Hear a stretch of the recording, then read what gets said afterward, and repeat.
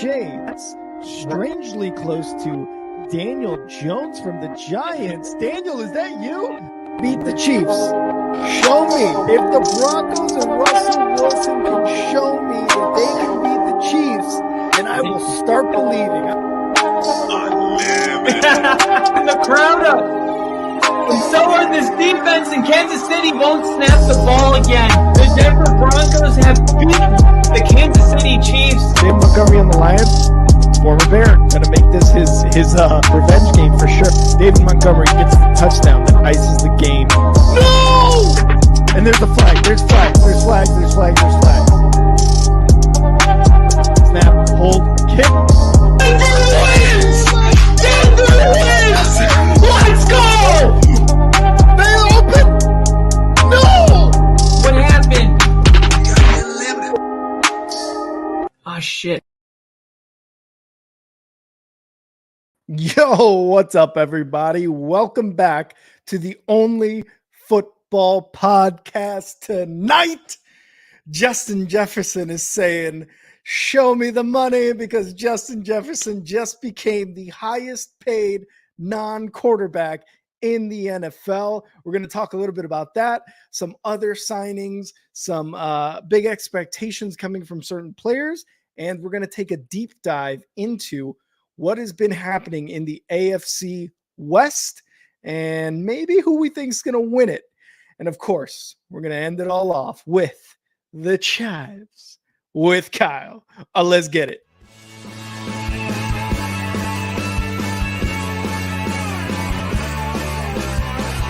America is football. Football is America. Football is America. If you don't like it, you can kiss your candy ass for the moment in time. I don't give a damn. Oh my God. No. You loved it. It's 30 to 27. No. Chiefs win. Chiefs win 30 to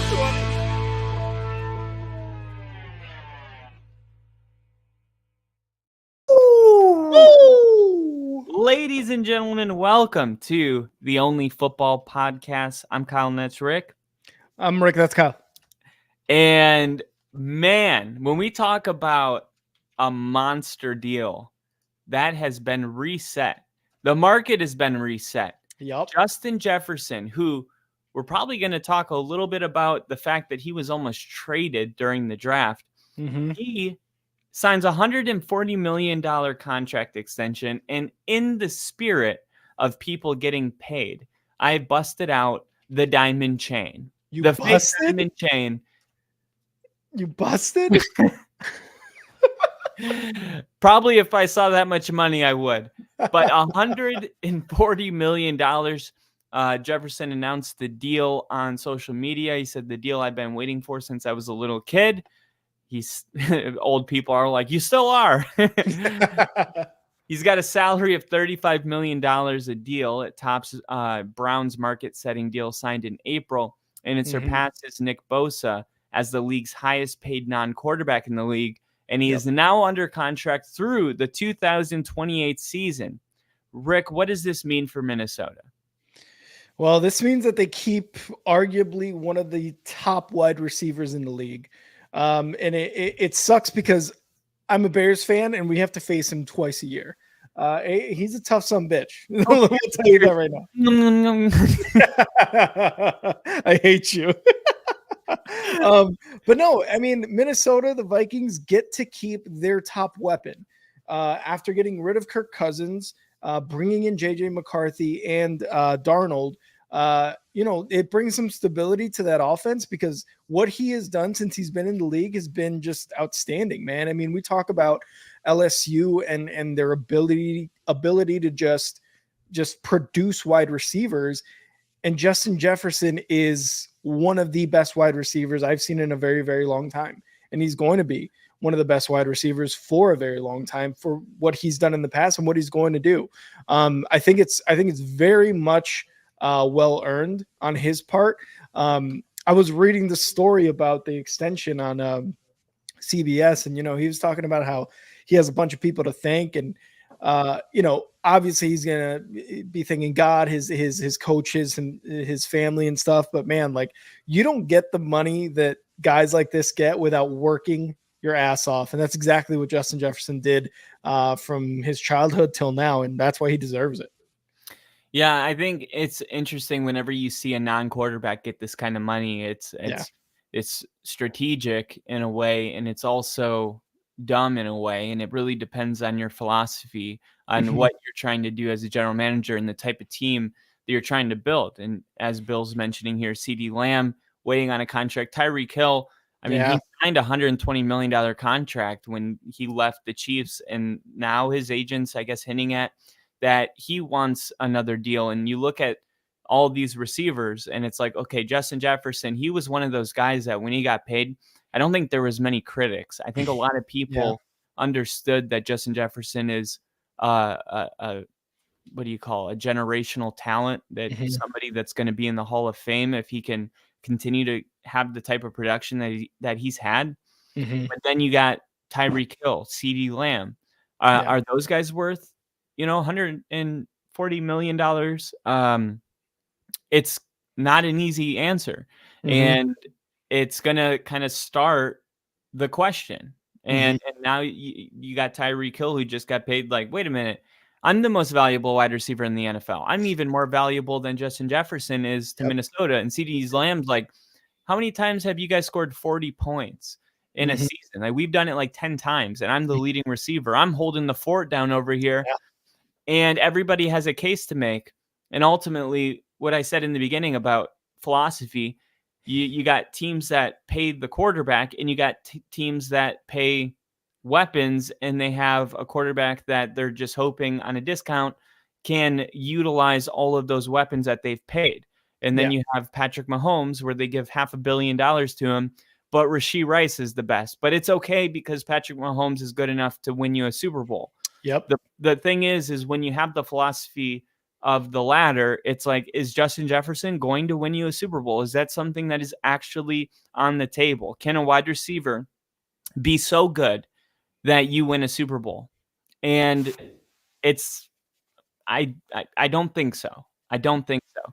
I think there's a lot of wide receivers that have been very talented that never got a ring. Terrell Owens,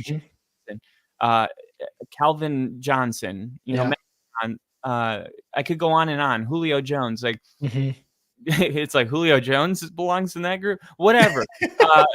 Randy Moss. I mean, many, many talented wide receivers that weren't good enough. Well, they were good enough, but didn't have good enough quarterback play to get them to the game. And that's kind of where, as a fan of the sport, I like to pretend if I was a general manager, this probably wouldn't be my philosophy, but I'm okay with the deal in this particular case because Kirk Cousins is not with the Minnesota Vikings. He's with the Atlanta Falcons. They got a rookie quarterback in JJ to JJ, right? That's going to be happening. And he's going to be on a rookie contract, so you might have a little extra money while you try to figure out if this young quarterback's going to work. And how do you give him the best chance to work? Well, you keep the best receiver maybe in the NFL on the team. And I think this was just a perfect timing thing for both parties. I think for Minnesota, it was perfect timing. And of course, for Justin Jefferson, it's always a perfect time to get $140 million. But that's kind of how I look at this whole thing. Yeah. And it was something, you said something interesting there too, right? Like, can a wide receiver be so good that he can win you a Super Bowl? That goes back to like the whole, is a non-quarterback ever going to win like the MVP from here on out? Because we're paying, like you said, we're paying a Patrick Mahomes $500 million because he himself can win you a Super Bowl, and he has shown it on the offensive side, right? Like, he doesn't have wide receivers. He has a lack of just an offensive power, and is still able to do it on his own, right? And that's just what it is, That's why we're paying quarterbacks $240 million, $500 million. And for the Vikings and for Justin Jefferson, the highest they're getting paid right now, wide receiver wise, is $35 million a year, 140 for that extension. So yeah, I don't have a problem with that either, because like you said, I don't think that a wide receiver themselves can win you a Super Bowl. But if you're as good as Justin Jefferson, if you're as good as AJ Brown, you're as good as Tyreek, you're as good as Devontae Adams, these guys, you definitely deserve a pay raise for being one of the top wide receivers in the NFL. And again, these are a couple reasons too why they give Justin Jefferson this much money. Number 22 overall pick in the 2020 draft, second team All Pro as a rookie. He's been an All Pro and a Pro Bowler in each of his 3 seasons. Won Offensive Player of the Year in 2022, leading the league in receptions and receiving yards that year. He only played 10 games last year and still topped 1,000 yards for the 4th consecutive season. So that's what you're paying. You have a guy who played only 10 games and still topped 1,000 yards. You got Carolina over here wishing a wide receiver would top 700 yards, and you've got a guy that's topping 1,000 yards in 10 games. You know what I mean? Like, this is why you pay a Justin Jefferson this much money. The Vikings may have reset the market, and Justin Jefferson may or may not be the highest paid wide receiver for a long time, depending on, again, Tyreek, CeeDee Lamb, what's his name, Jamar Chase from the Bengals. But yeah. I mean, $140 million is nothing to just fucking laugh about, you know? Yeah. And you don't have a quarterback right now that is, going to take that much off the cap. And that's kind of what I keep coming back to, because like the fact that Jalen Hurts and AJ Brown are paid is a really good thing. And it's kind of rare, right? Dak Prescott, CeeDee Lamb's not paid yet. Devontae Adams couldn't stay with Aaron Rodgers when he signed that new big deal. Tyreek Hill, I think, Drew Rosenhaus hints that Tyreek Hill wants a new contract. This happened today. Like 2 years later, fresh off of Justin Jefferson getting this contract, Tyreek Hill could be after his own pay raise, with his agent hinting as much today. So this is what he said. All right, this is Tyreek Hill's agent. Let's just say it's safe to acknowledge that I've been in touch with general manager Chris Greer and executive Brandon Shore of the Dolphins. I have a fluid line of communication with them, and I've shared with them how Tyreek feels. And I'll also reiterate that Tyreek has said that he would love to finish his career playing with the Dolphins. So getting into without getting into any more specifics, the Dolphins know how we feel. Can I just say, shut up? What are you talking about? Tyreek Hill was offended that someone else got paid. Dude, you were just paid $120 million. You were the highest paid player. You're the highest paid receiver when he signed the $120 million deal. $20 million more was just given to Justin Jefferson. This is how the market goes. It goes up, and that's the only way. Things will only become more expensive as time goes. And it's like, that's the whole point of paying the receiver. The Chiefs didn't want to pay Tyreek Hill. It was the Dolphins that said, you know what, we'll do it. I think he's worth $120 million. Exactly. And then you turn around 2 years later, and your agent has to say, oh, we've already told them how Tyreek feels. About like shut up. I love Tyreek Hill, but what are you talking about right now? How he feels. How does CeeDee Lamb feel? Let's talk about Jamar Chase. How do you think he feels? Tyreek Hill's fine. And that's why this whole thing about Tyreek Hill, and his agent reaching out, I think is ludicrous. I think it also is just like, it kind of takes the shine away from Justin Jefferson in a day where it's his day. Let it be his day. And this is probably his agent that maybe wants the money. Could not even be Tyreek Hill. It could be the agent. But either way, I find it a little distasting. Like, I don't think that it's a good move. I think Tyreek Hill's getting paid about exactly how valuable he is. Like, $120 million. It's a lot of freaking money to be a wide receiver. Look at the contracts that they used to, not to go back, but like good wide receiver money would be like 40 to 60 million on 7 years. Like, that's like really good money. And they're doubling that now. Yeah. And things cost a little bit more, but not that much more,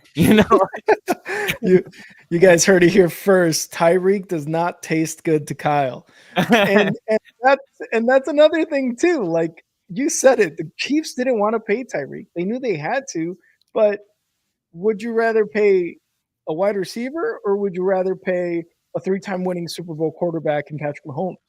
Yeah. It's a simple question. It's a simple answer. And Tyreek, like you said, he became the highest paid wide receiver when he signed his deal. And look at him in Miami with, albeit with Tua, right? But it's still like, dude, you yourself are not doing enough, And Yeah, you were just talked at by Mike McDaniel. He called you out and said that, dude, you're our star player. Where are you right now? And it's fair to say that too, to critique him in that sense. But he's also a wide receiver. Like it's the quarterback that touches the ball every single play. And play calling was awful. So, but again, Tyreek was getting beat on a lot of those plays by, I think it was L'Jarius Sneed, if I'm not mistaken, or Duffy, in that game. Yeah. So locked down. Yeah. So, what was he doing? Right. So I agree. I don't love that they're just kind of like, well, I think I'm the best wide receiver, so I should be paid more.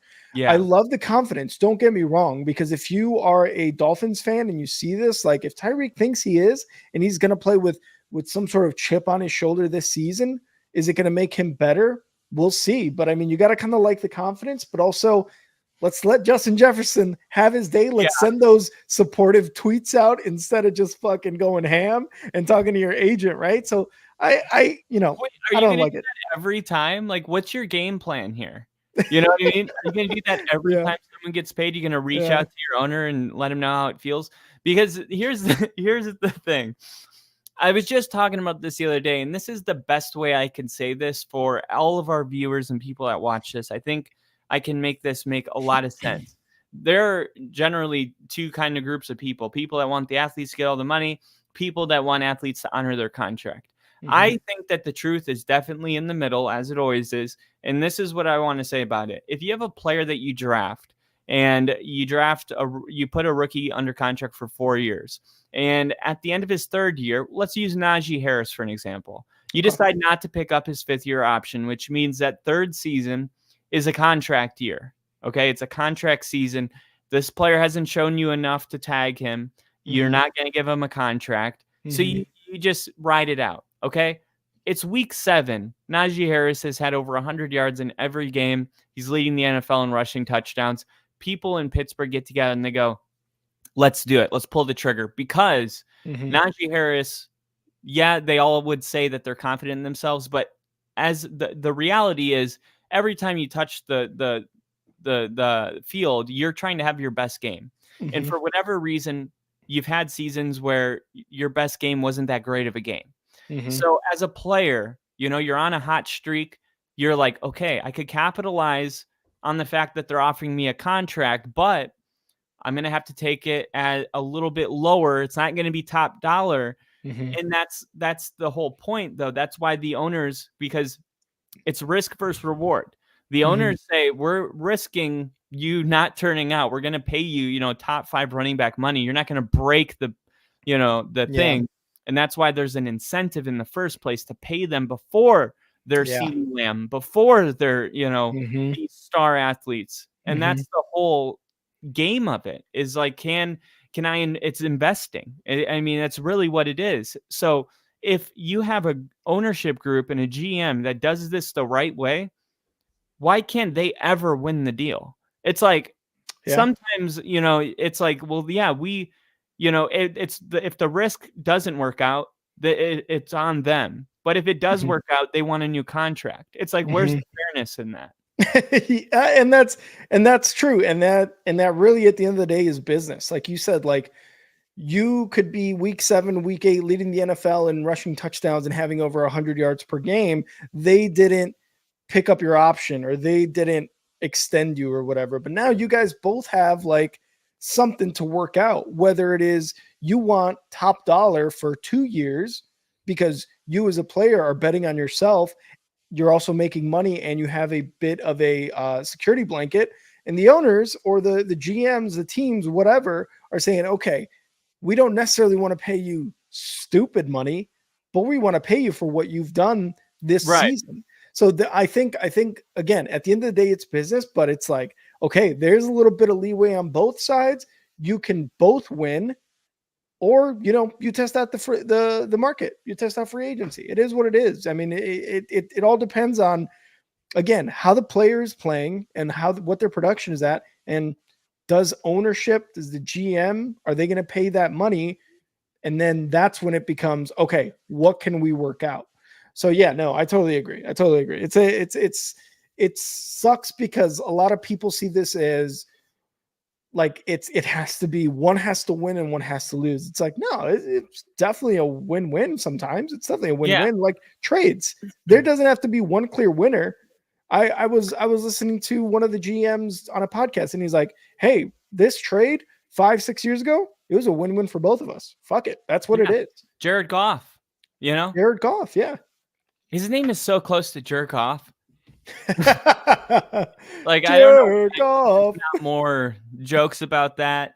My God, you may have just created something. I love it. There's no way. I did just create something on an interview I just did where I said, Bo leave.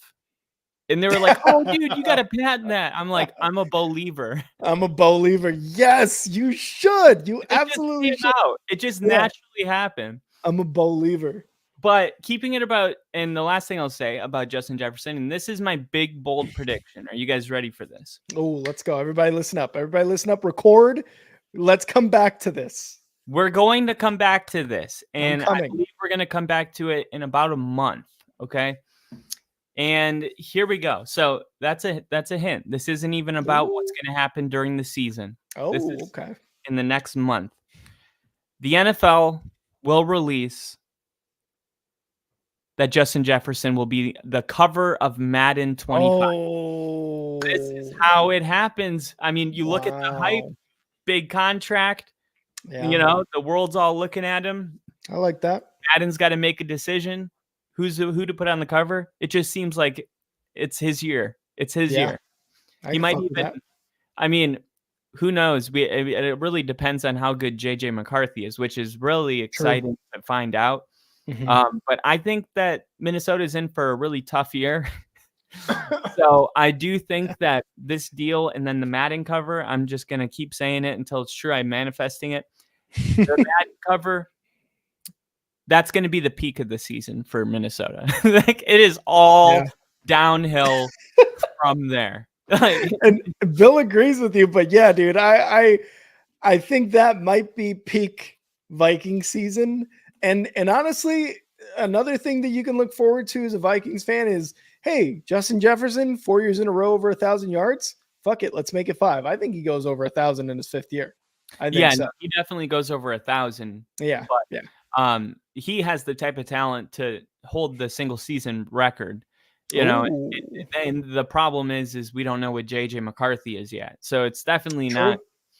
And man, who knows? Like, what if JJ's not good? Like, how long is, at what point are you wasting Justin Jefferson's prime, project at quarterback? But it's like, if you had the quarterback, then you probably couldn't pay the receiver. So this is just the way the business goes. But definitely groundbreaking news today that Justin Jefferson, the highest paid non-quarterback in the NFL.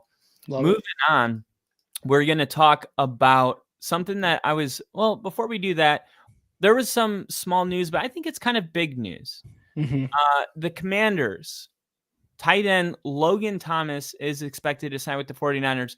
Logan Thomas is somebody. Here's a guy. Logan Thomas, though, is a guy that when you watch him play, you're like, why isn't this guy even better? Like, why don't he super athletic, great receiver. He can hold his own in the run game. Like, I always felt like Logan Thomas, you're not going to find him on a fantasy waiver. He was going to be picked up on someone's team, stashed on the bench, because we heard that this is his breakout year. And last year, he actually started to turn in some good games. And I definitely see the potential in him.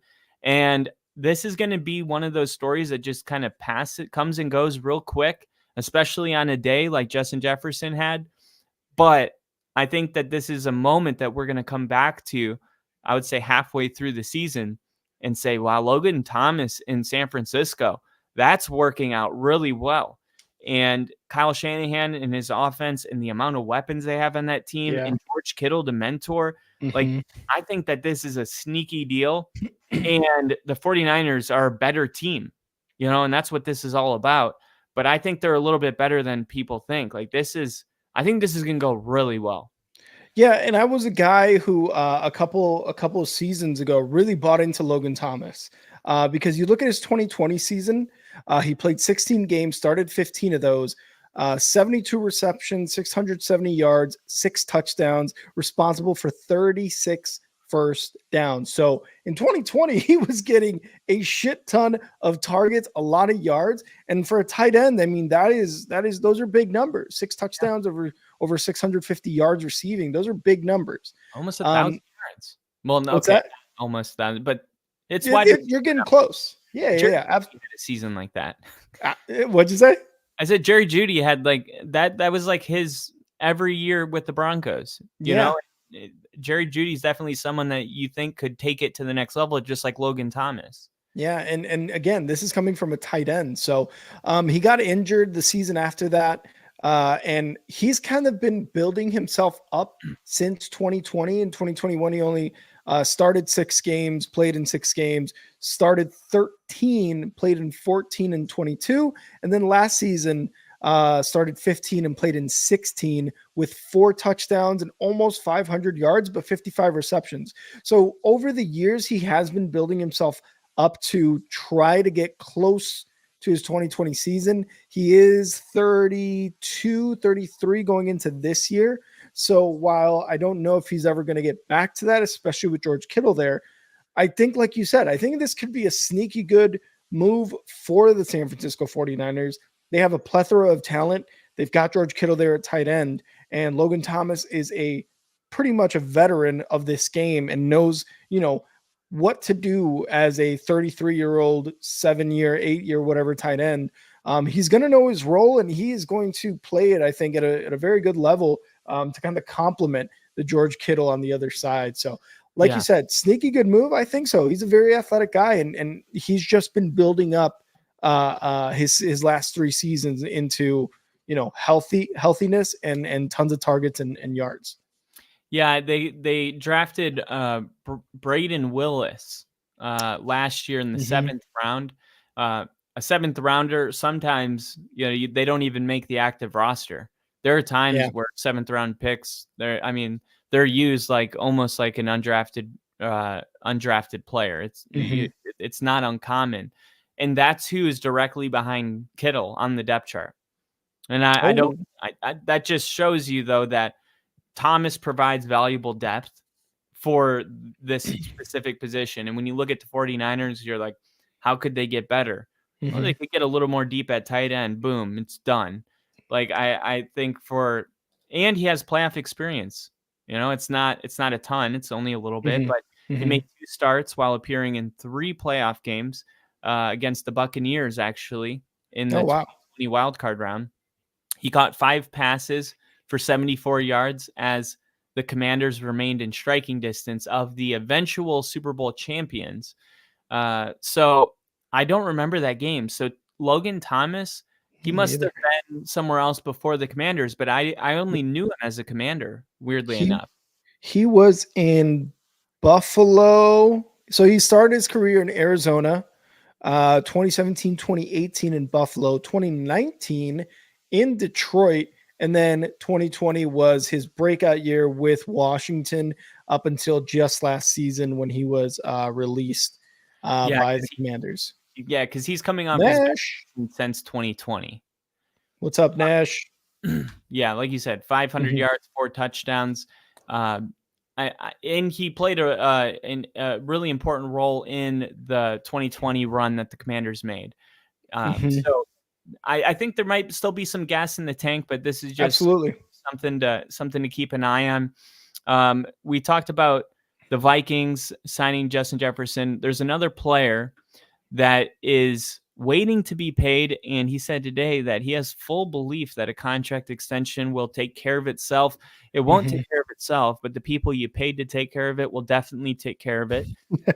That is definitely the case. The your agent and the Jags will take care of it, but that's kind of like me when I say that, and all the girlfriends that I've had are like, no, things don't take care of themselves. I take care of it for you, and then you and then you getting a, keep saying that getting it a takes care of little getting a little personal here. Kyle's like, no, it'll I'm take just care of itself. I'm one of those personalities that just doesn't stress out, and um sometimes you should stress a little bit, but it's like, Yeah. no, why stress out? Even when I moved to Colorado, like I moved there with a backpack, sold all my things. My uncle was like, you can stay with me for a month. And then I'm moving in with my fiance. So if you can find a place. So I moved there, not even knowing where I was going to live. I found a job. And it wasn't until my last day, I just kept saying, it's going to work out. It's going to work out. I ended up taking the wrong bus, and I had to get on like another bus to get back to where I was supposed to be. Yeah. And I met this dude, and the day before I had to move out, he called me. It was like, "Do you need a roommate?" I was about to look at a hotel. Like You're like, yes. I was just like, man, I really feel that way about life sometimes. But that was a total sidebar. Yep. Trevor Lawrence. Trevor Lawrence. This whole contract situation. Of course, anytime a quarterback is in for a new deal, it's to set the market standard or to create a new standard. Personally, if I were the Jaguars, I would do it. I would pay Trevor Lawrence the most money. That's just the way it goes. And I would feel okay with that. But is there any side that the Jaguars might have where they could fight and push back and say Trevor Lawrence hasn't proven enough to be paid that high? I think you and I both know from our quarterback situations in the last decade why we would pay him. But I could also see the other side where it's like, what has he done that should get Joe Burrow, Patrick Mahomes money? Yeah. And it's one of those where it's like, it's not that he's better than those guys.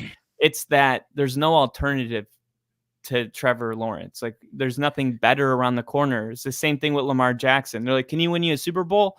And it was like, I don't know, but he can get us close every year and maybe he'll surprise us. And that's more important than, drafting people and getting in a quarterback carousel just because I wasn't willing. It's better for the fans. It's better for the city when you have a guy at quarterback that is the clear leader of your franchise. And I think that's what Trevor Lawrence is for the Jags. So I would pay him. But what do you think about this whole deal? So I will play devil's advocate here, and I have had my I have had some like You hate Trevor Lawrence. I don't hate Trevor Lawrence. I really don't, because I liked him at Clemson. I liked when Clemson and Trevor Lawrence won the national title. I enjoyed that. That was awesome because Clemson they weren't necessarily a team that you would think would have won, right? And then, you had Deshaun Watson, and now you got Trevor Lawrence. You win the national title. Fucking awesome, right? But if I'm going to be the Jaguars front office and say, hey, this is what is probably going to lead me to not necessarily paying him, like you said, Josh Allen, Patrick Mahomes. No way you're getting Patrick Mahomes money. I don't think anybody right now deserves Patrick Mahomes money unless you are young, have a Super Bowl. What'd you say? CJ Stroud. CJ Stroud. Yeah, CJ Stroud. CJ Stroud's well on his way if he can continue, right? I don't think anybody's going to get that kind of money. But this is one of the things I look at with Trevor Lawrence. Look, his first season, his rookie year, he went 3-14, 17 interceptions, 12 touchdowns. He also had, what was that? That was Stinky Finger, head coach. That was Urban Meyer. Exactly. And that's what I was going to say. You have to look at what the situation was his rookie year. You had Stinky Fingers Urban Meyer as your head coach. You had terrible culture with him. And, I probably would say his coaching staff. His second year, you go into that. By the way, even in that year, he passed for over 3,600 yards. So keep that in mind because that is very, very important. even in a 12 touchdown, 17 interception year, you still pass for over 3,600 yards. Shit, bring him to the Bears. We'll take him. Year 2, played all 17 games, started all 17 games, had a 9-8 record, made the Pro Bowl that year, came 7th in MVP, 12th in comeback player of the year, and made the playoffs. Over 4,100 yards, 25 touchdowns, and only 8 interceptions. So and that won a playoff game. And won the playoff game. Yes, thank you for mentioning that. In 1 year, you see what that culture shift was in literally 1 year. All of a sudden, you have single-digit interceptions and 20-plus touchdowns, over 4,100 yards. If you're Trevor Lawrence, you're like, look at the jump I can make. Unfortunately, for Trevor Lawrence, because he is such a gamer and because he himself believes he is a tough son bitch, he had a very, very bad down year last year. He went 8-8 in the 16 games that he played, still over 4,000 yards, which is still very impressive. But you pass for 4 less touchdowns and 6 more interceptions in that season. Yes, he was playing hurt. He absolutely was playing hurt, trying to give his team a chance. You got to like that about him. But if you are ownership, if you're GM, you're looking at that and you're like, okay, dude, we need to figure out how we can pay you as the quarterback of year 2, because there's clearly a franchise quarterback there. Clearly, it's just not getting hurt in personnel, right? We got to figure out a very happy middle for both of us. Because like you said, you're not getting Josh Allen money. You're not getting Patrick Mahomes money. You've won a playoff game. Absolutely. And that was awesome. We haven't won one since fucking 2017 or 18, whatever it was, with Blake Bortles. So it's been a while. I could absolutely see both sides of this. Trevor Lawrence being like, hey, you picked me in 2021. You saw the jump in year 2. I was injured last year, but I'm going into this year full throttle, knowing that I can replicate and even better exceed that year 2 as your franchise quarterback. I've got the tools. I've got the makeup. I've got everything that you need. And I will do it. But I think there's got to be a happy middle there. There's got to be a happy medium for both of those sides, because I do think Trevor Lawrence can be very, very good. He just has to show a little bit more in terms of playoff success, in terms of leading his team. And of course, the injury bug, there's nothing you can do about the injury bug. You can't be like, yeah, I'm going to get injured this season. No, it's going to be something that happens. You just hope that does not become like a continuous thing for Trevor Lawrence. I think I definitely disagree, which is cool because we can't agree about everything. Yeah. I think the reason the Jags have to pay Trevor Lawrence, I don't think they actually have the option. I mean, they do, but hear me out. If they're not willing to pay him top dollar, there'll be a person knocking on the door that will do it immediately. Yep. So it's not so much just what they want to do. It's the same reason that when Lamar Jackson, he was when they make you a restricted free agent, but you can do the unrestricted free agent where if somebody offers you money, you can match it. Kind of a weird thing. Well, I think in this case with Trevor Lawrence, it's similar to Lamar Jackson. They're in the same kind of category where it's like they haven't shown you that they're Mahomes, but if you don't pay them like them, someone else will that's desperate for a quarterback. And this is national champion in 2018, national champion offensive MVP, Archie Griffin Award in 2018, Athlete of the Year in 2021, Player of the Year in 2020, Offensive Player of the Year in 2020, Offensive Rookie of the Year in 2018. I'm going over his college accolades because what makes Trevor Lawrence a little bit different is how much success he had at the college level at Clemson. He only lost one game in his 2 seasons there, and the second one was a national championship loss. And then he won the national championship the year before, and he was one of those guys. You talk Caleb Williams is, pretty high on the list. Trevor Lawrence was way up there with like John Elway. I know that we talked about these lists, but it was like an overall opinion. Trevor Lawrence was one of the best college quarterbacks in my lifetime. So when he got, and Joe Burrow was too, you Jameis know, Winston?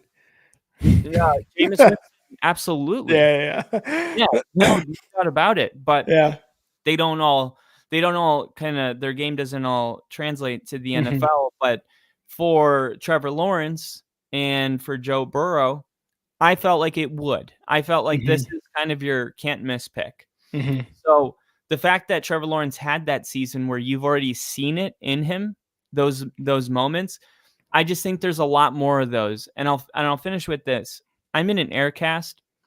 Um, I had to go to the ER yesterday Oh my because god. I was in the backyard playing with my dog, and I was running around throwing this stupid ball around, Yeah. and my littler dog, he dug a hole and I didn't see it. Oh, So I no. was running and I was not even looking forward. I was like looking Mm, a different direction and my foot hit it, and it was yeah. like a full force like snap. I heard it snap. Oh Like I was god. like, "Oh," and I quickly was like, "I know what that was. I've heard that sound. I've sprained my ankle before." And Yeah. I've had a grade 1 sprain that I never actually healed from because I couldn't go to the doctor back then. Mhm. This likely was a grade 2. So they don't think there's any like ligaments that completely tore, but my whole foot's Jesus. black and blue, like the whole like right side of it's like black and blue. Anyway, I say all that to say, I could not imagine playing a football game right now. No. Right. No. And if you did throw me out in the field, like, just like the fact that we Be think these rough. quarterbacks were like, yeah, he was playing through an injury, but it's like, I don't know, was it the injury or it's like, oh my God, have you ever even tried to walk on a sprained ankle, let On a alone like, sprain. Yeah. yeah, like suit up and actually try to plant with that leg? And you know, the quick pocket movements you have to, Mhm. those like, you can't even do that anymore. Yeah. So it's like, it changes Throw that everything. out the window. Yeah, that's, like, not even something that you so, I don't even know how some of these quarterbacks even stay in the game, let alone, like, God, I would be terrified because the thing is, like, I was taking a shower and I normally would, like, lift, a leg, like, I was bending down cleaning my legs, and I almost ate shit because I couldn't Oh. bear any weight Oh. on that leg, and I'm like, dude, how do they, you play through these type of injuries? Like, I have no idea how they do it, but I'm Yeah. definitely like not gonna judge a player that's playing through a sprain, Yeah. um, because it's just quarterback's really the only position that you can even attempt that. A wide receiver can't do that. Like Yeah. when I was a kid, I used to see the injury report and it would say like did not practice sprain, and I would be like, come on, but it's not even Pussy. it's not even broken, like, You it's a pussy. sprained ankle. Can you believe this guy? I Yeah. sprained my first ankle and was like, "Oh, he's done for the season." Dude, kill him. Take him out back and just two to the fucking You won't dome. when you see that sprain on camera where it's a full snap, you're like, "Yeah, you won't see him till week 10." And it's like week 2. So, yeah, Oh. I think Trevor Lawrence, I think same thing with Joe Burrow. He's playing injured last year. Um, Mhm, there was Jalen Hurts too. We're like, was Jalen Hurts the guy, the mhm, year before? It's like, don't let your eyes deceive you. We saw mhm. greatness from Joe Burrow, Jalen Hurts, and Trevor Lawrence, and they all had a down year, but they were all playing injured. They And I were. would expect them healthy to like get back to playing at a level because Trevor Lawrence, if you think that he's that guy, like if you're betting on it, he's only going to get more expensive when these other quarterbacks get paid anyway. Yeah, and again, like I agree with the fact that the Jaguars don't really have an option. I don't think they're like, should we pay him?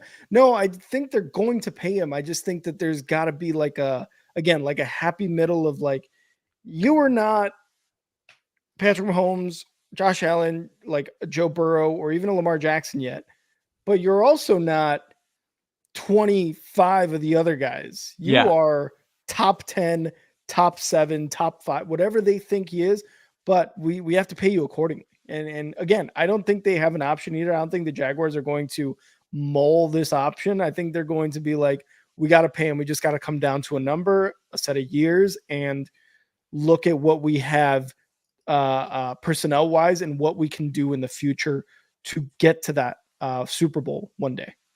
Yeah, totally agree.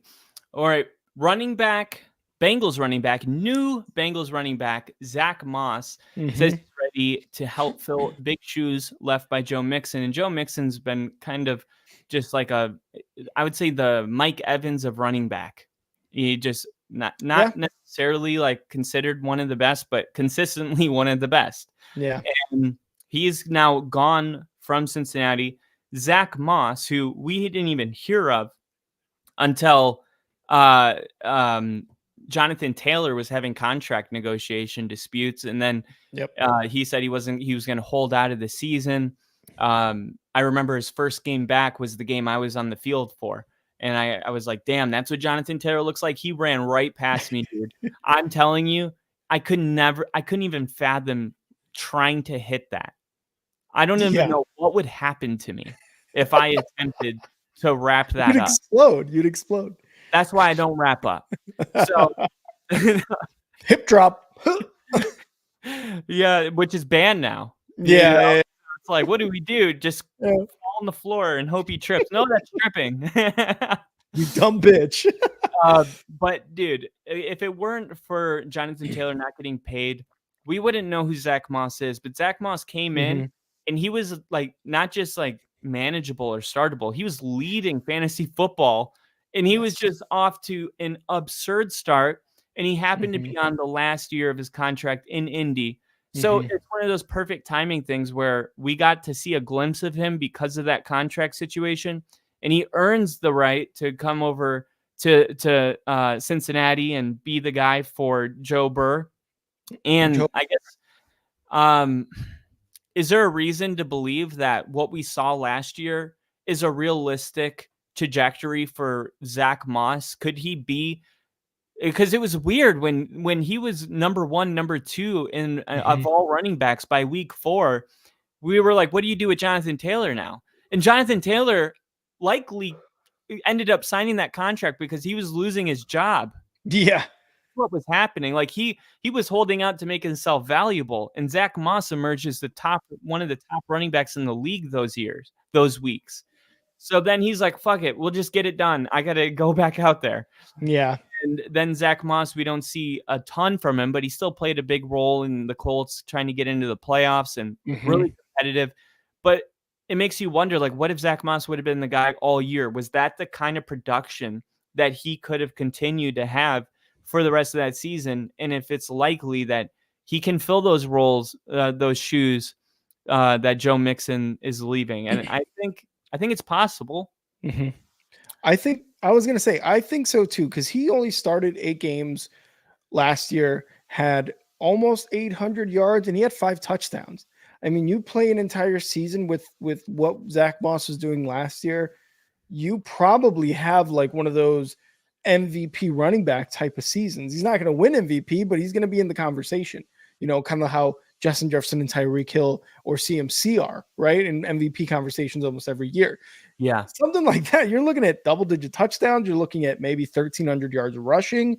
And again, that's all not thanks, but in part because Jonathan Taylor was having that issue with his contract. So he's only 26 too, by the way. So I think him going to the Bengals was pretty perfect. Especially with Joe Burrow, and you've got those outside threats and T. Higgins and Jamar Chase.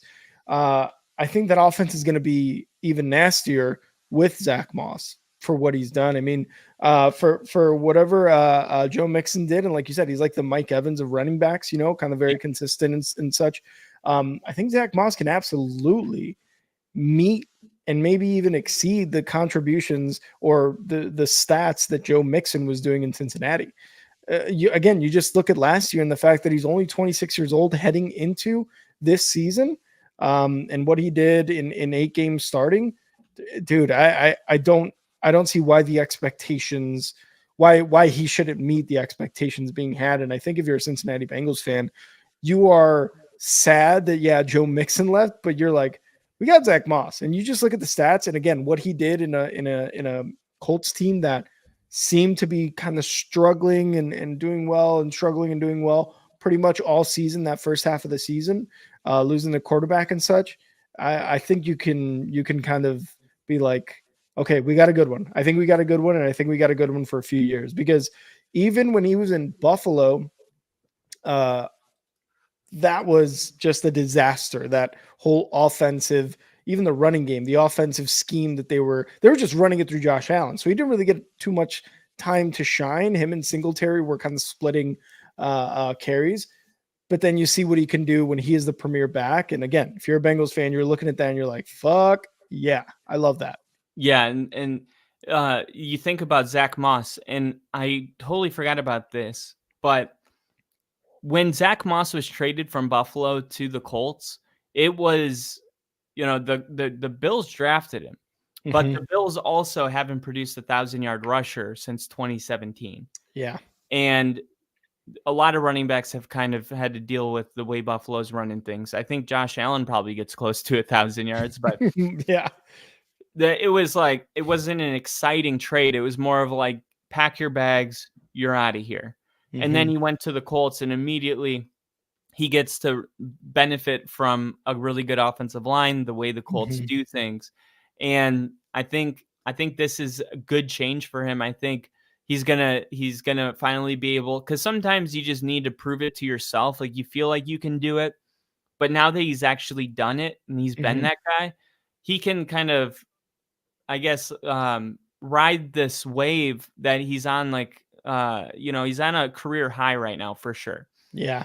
I mean, he had a game last year with 122 rushing yards over the Baltimore Ravens, who were known for their defense. Yeah, dumb good defense.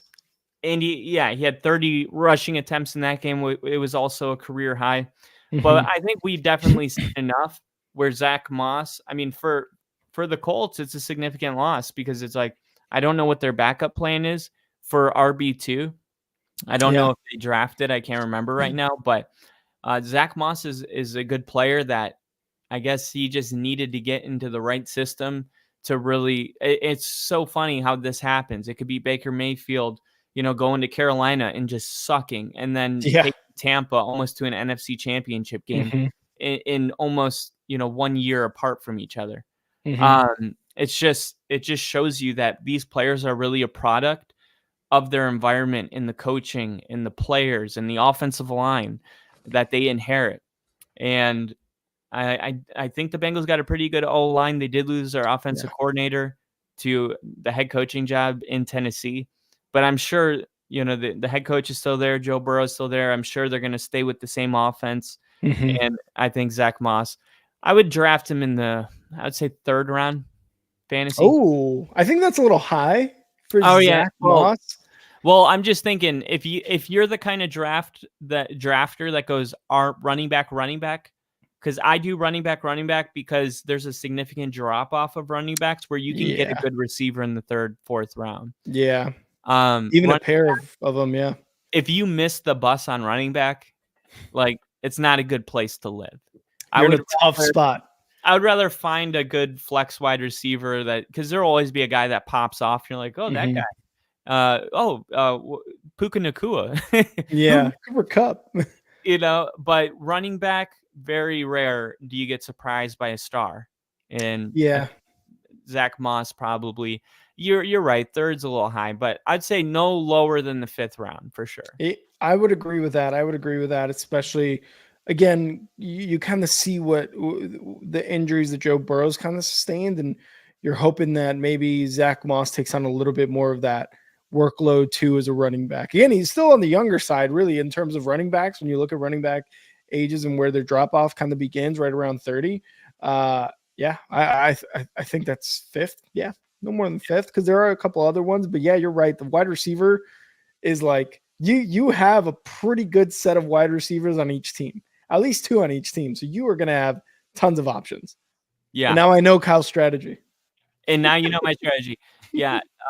Zach Moss is going to be great. He was a workhorse for the Colts. I mean, those games that he played, I think week 2, it said, week 2, he played 98% of the offensive snaps. He was staying on the field the whole time. So he has shown that he can be a 3-down back, which is really important for that kind of production for fantasy football. When you're trying to get a guy really high, it's Yeah. like, it's a 3-down back. Mhm. Zach Moss is definitely going to be a 3-down back. All right. I am super pumped about this one. Me and Rick are going to argue about the 12 teams that have not won a Super Bowl. We're going to say who's the most likely to win a Super Bowl. So the Mhm. 12 teams that have never won a Super Bowl, Yep. you may not know them, or you may know some of them, but I'm going to tell you now. It's the Lions, it is the Bengals, the Bills, the Texans, the Browns, the Falcons, the Chargers, the Jags, the Panthers, the Mhm. Vikings, the Cardinals, and the Titans. I think that's it. Yeah, the Titans. Those are Mhm. the teams that have never won a Super Bowl. And I got to say, if you ever want to feel old, just look at how the tides have turned. That was a list of all the bad teams growing up for me. Yeah. That was a Yeah. list of all the bad teams. And now you go through and you're like, Bengals, Bills, Lions, Texans. The future Mhm. looks bright. Yeah. You Uh, would have if you would have said this in like 2005, they're like, "What? Are you serious? what? Are you sure?" What's the future like? The Yeah. Lions are good. Shut No. up. Shut the fuck up. The Texans are good? Shut up. Yeah, Shut the up. Bengals? The The Bengals are great. What? The Bills are good. Dude, the Bills sucked my whole life. I Yeah, remember they have. games where they would lose to New England 52-0. Like, just absurd. I remember meeting in Miami a real Bills fan. He was at the bar because I had to Yeah. go to the bar to watch the game. And I was thinking to myself, how is there a Bills fan? Like, how do you live? Like, how do you like this team's? My whole life it's been Jesus bad. Christ. It just shows you like how at that time it's like you're only 15 years old, but 15 years is 100% of your life. So it's Yeah. like, Yeah. you know, it's just it's different. And that's what pains me about the Broncos. Is like they're kids that my Lions are Mhm. their Broncos, and I don't like that very much. But anyway, we're gonna go through and we're gonna rank these, and I think the point is a lot of these teams are in pretty good shape right now, Mhm. compared to what we grew up watching, and I'm actually happy for those fan bases because that moment I was wondering how could you be a Bills fan. I'm just happy that it paid off for that guy and all the other fans that have stuck with their team, because no Mhm. one should have to stick with losing, year in and year out.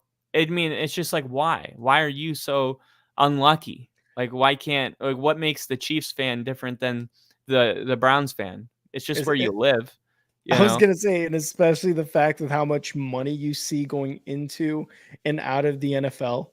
So I just again like these owners got to put money into their teams because like you said, years of losing, that shouldn't be a thing. Like there should be free agents you should be able to get. Obviously, it depends on the free agent and if they want to go there or not. But like, there's got to be something you got to do to like reverse that within like a 5 year window. Like, Yeah. there's no reason you should be bad for a decade. No And then reason. you start firing people and you just keep restarting the process. Yep. Yep. And then you never get anywhere. It's like you turning your tires, spinning your tires. So I'm excited about this. I got a D for the P, but I'm gonna say we probably both agree on 12. The Panthers. Yeah. Yeah. All You, right, I'll let you say your piece about it while I go to the bathroom. I was gonna say, so what I'm gonna do is probably put these teams into like three different tiers, like never gonna make it within the next few years or so.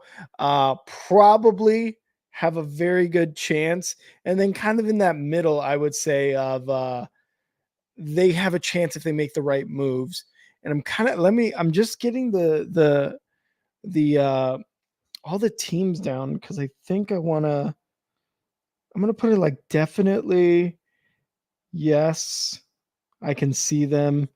Definitely no, and then that happy middle, like yes and no, depending, right? Because there is exactly 12 teams here, And once Kyle gets back, I'll let him know exactly what I'm going to do as well. Let's see. Yeah, he said the Panthers too. I mean, I agree with that. I'm sure all of you guys agree with that too. Like the Panthers just do not look.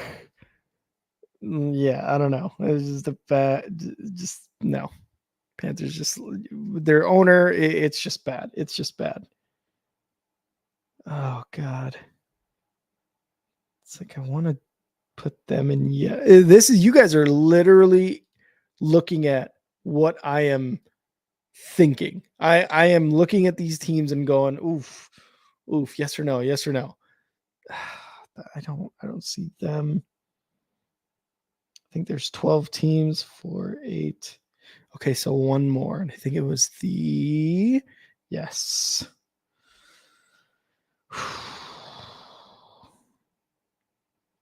Yep, I got mine. I got my tiers.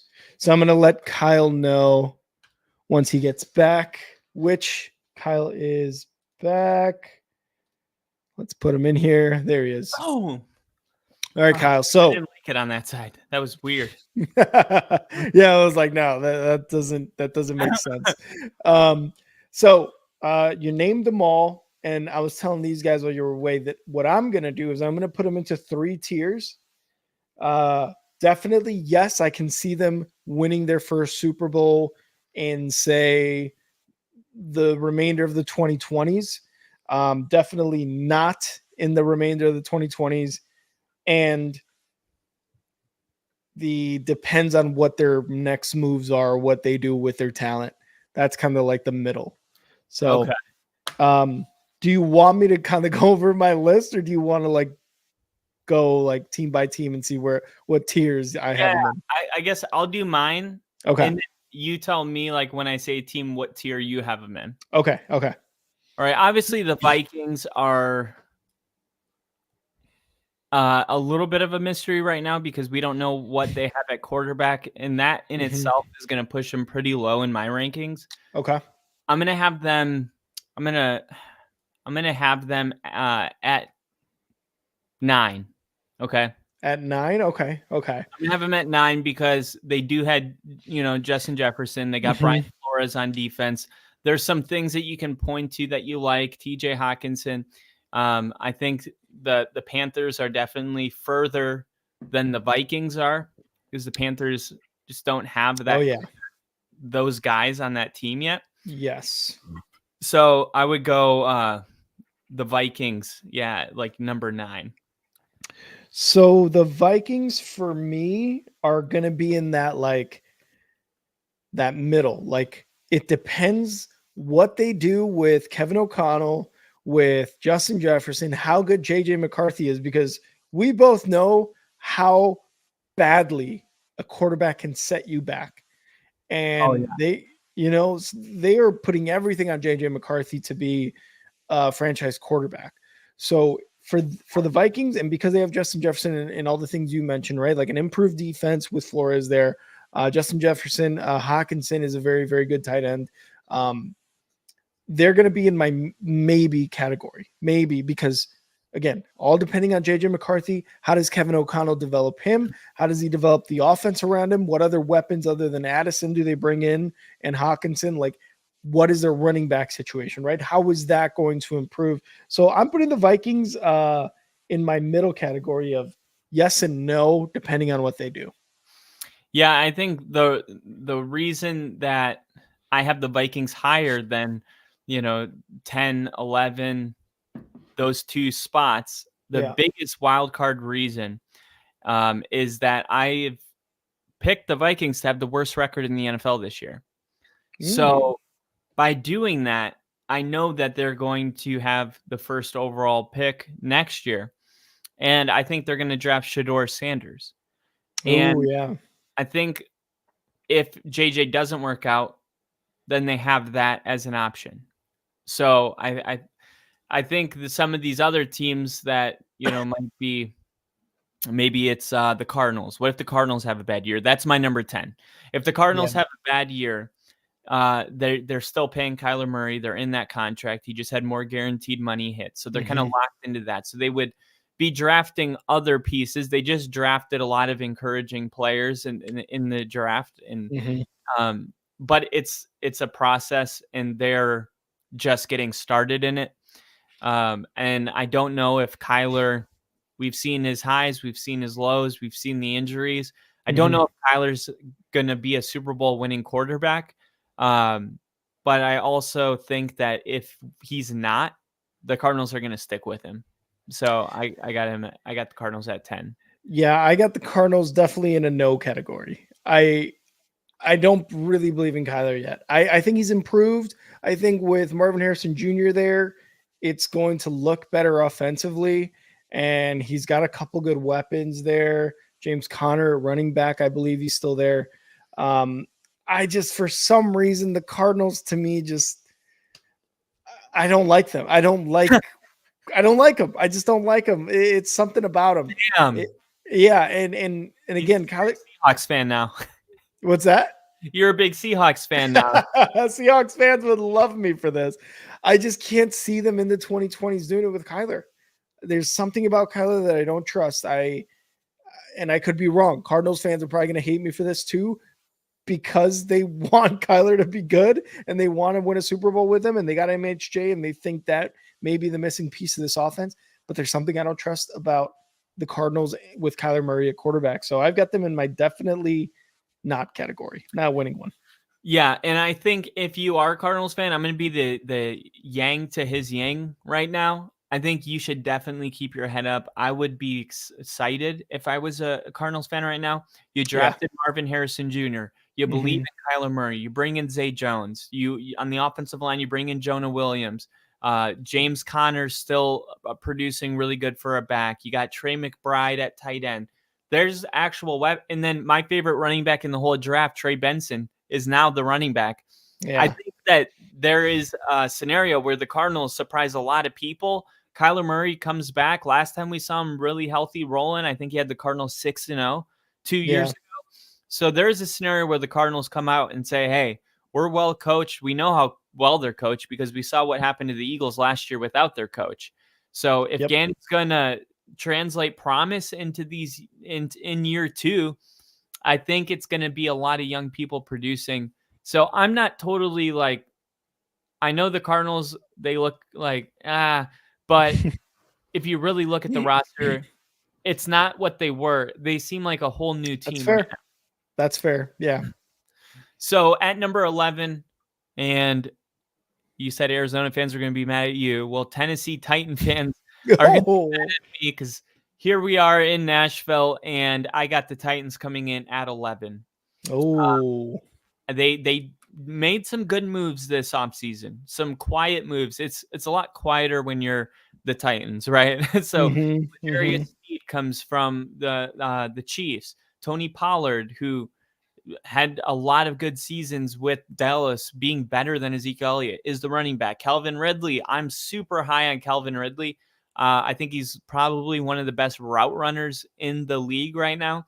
Tyler Boyd has been a solid wide receiver 3 for the Bengals for many years, and he would be a wide receiver 2 if they didn't have the best 1-2 punch. I mean, last year was bad for T. Higgins, but you know, no one's thinking T. Higgins isn't that guy. So they bring in all those guys.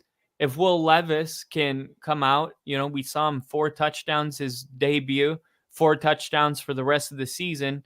He's like a little bit of a wild card right now, and I don't think he's the guy. I'm not sure. I don't even want to say I don't think he is, but I'm exactly in the middle. If there's a true middle, like if he does, I'll just roll with it. And if he doesn't, it'll feel natural too. So I remember after that first game though, I was like, this guy can do it. You know, I was feeling really optimistic about him. So they drafted JC Latham, taken over at left tackle. Probably that was like a can't miss draft pick.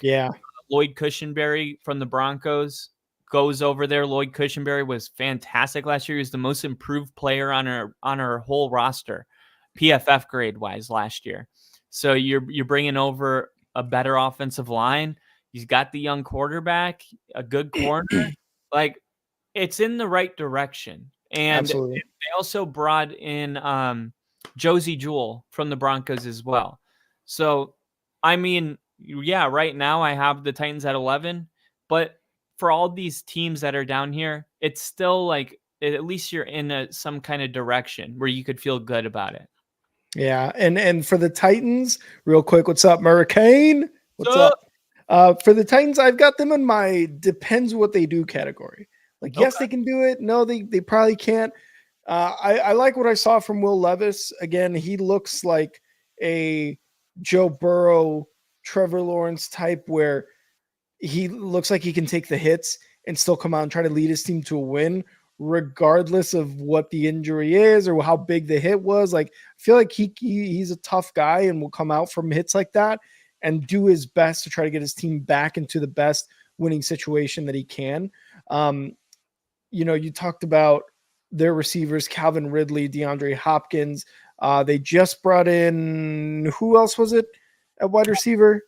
For the Titans, Calvin Yeah. Ridley, No, there was somebody else, I thought. Tyler Boyd. Tyler Boyd, yeah. So I like that trio of wide receivers along with Tony Pollard. Maybe Tony Pollard brings it, kind of brings it back to his old self from a couple seasons ago into the Titans. I like what they're doing there. They have an entire shift right now in terms of culture, in terms of coaching. So really, this is somewhat of a fresh start for a lot of these guys. A lot of these guys are being picked from other teams and being put on this team to see like, hey, we're bringing in a different culture. We got veterans. We got a second-year quarterback. We just brought in J.C. Latham to protect this quarterback. Let's see what we can do. We got the coach in, blah, blah, blah, right? So Titans fans are going to like me a little bit more than you for sure because of this. But yeah, I've got them in my depends category. Yeah, I mean, it's a far better offensive environment than Will Levis had to endure last season. Mm-hmm. And it's like we sit here and as fans, we just judge the quarterback. Levis took 28 sacks in those 9 starts. Yeah. Just 58.4% of his passes were completed. So and he fumbled 7 times. So, you're taking just getting the offensive line, J.C. Latham and Lloyd Cushenberry, like that should definitely make things. It's hard to evaluate these quarterbacks when you're in these type of situations. And last year was just bad. The Titans just did not have talent on the field, and you can't really say that about them this year. So, we'll see. Mason Rudolph may have to take over if Will Levis isn't the guy, but we'll cross that bridge when we get there. Yep. At number 12, I had the Carolina Panthers. I'm not going to go deep into this one. You guys know all how I feel about Bryce Young. And you might be like, well, Alex Smith, Matthew Stafford, Jared Goff, they struggled their rookie year. Bryce Young won't be any of those. And Carolina, Kyle is so damn sure about that. Yeah, he still has time to develop, but I just see I see the Carolina Panthers. They're trying to get, I think, $300 million. $700 million to rent their stadium. I saw today. I don't think they're going to get it. There's nothing to watch right now. Like there's a time to do that, and it's not now. Like now is not the time to tell the taxpayers of Carolina that you want a better stadium. It's like we want better players. I was gonna. What's that? You got Carolina down there too? Yeah, they're in my definitely no category, and it's hard. Again, I'm not going to go too into it because we've seen 1 year of Bryce Young. You are 100% dead set on him not being any of those guys. I get it. I mean, his rookie year was horrible. He didn't really have many weapons. He didn't have like much of an offensive line. Now he's got some sort of weapons. They did draft Xavier Legit. Yeah, he's awesome. Yeah. So they drafted him to give him a weapon, and I think they added someone else. Let me double check here. I can't remember who else. I think they got another wide receiver, if I'm not mistaken. Deontay Johnson, that's who it was. So they brought in Deontay Johnson. They bring in 2 guys who are going to be legit pass catchers for Bryce Young. So there's going to be some improvement from him on that aspect. It's just tough. All these teams, they're truly the one that I have no faith in right now. And it's only 12 teams, right? So we have to look at that in terms of they have not won a Super Bowl. These are the other teams. I believe in 11 of the other 11 teams way more than I do in the Carolina Panthers. So it's not necessarily that they're never going to win one. I just don't see them winning one before all of these teams on top of the legit playoff contenders that we have in the NFL now. So yeah. The legit playoff contenders. Legit playoff.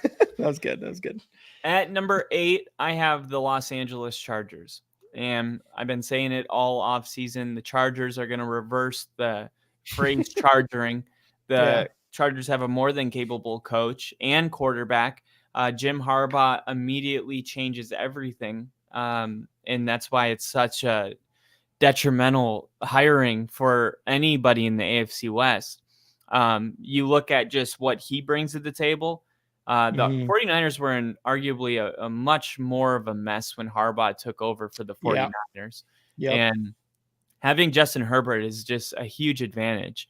And he's gone 30-32 over the past 4 seasons. So this Chargers team, it's like we are so used to them not being a legitimate threat that we just kind of forgot about them.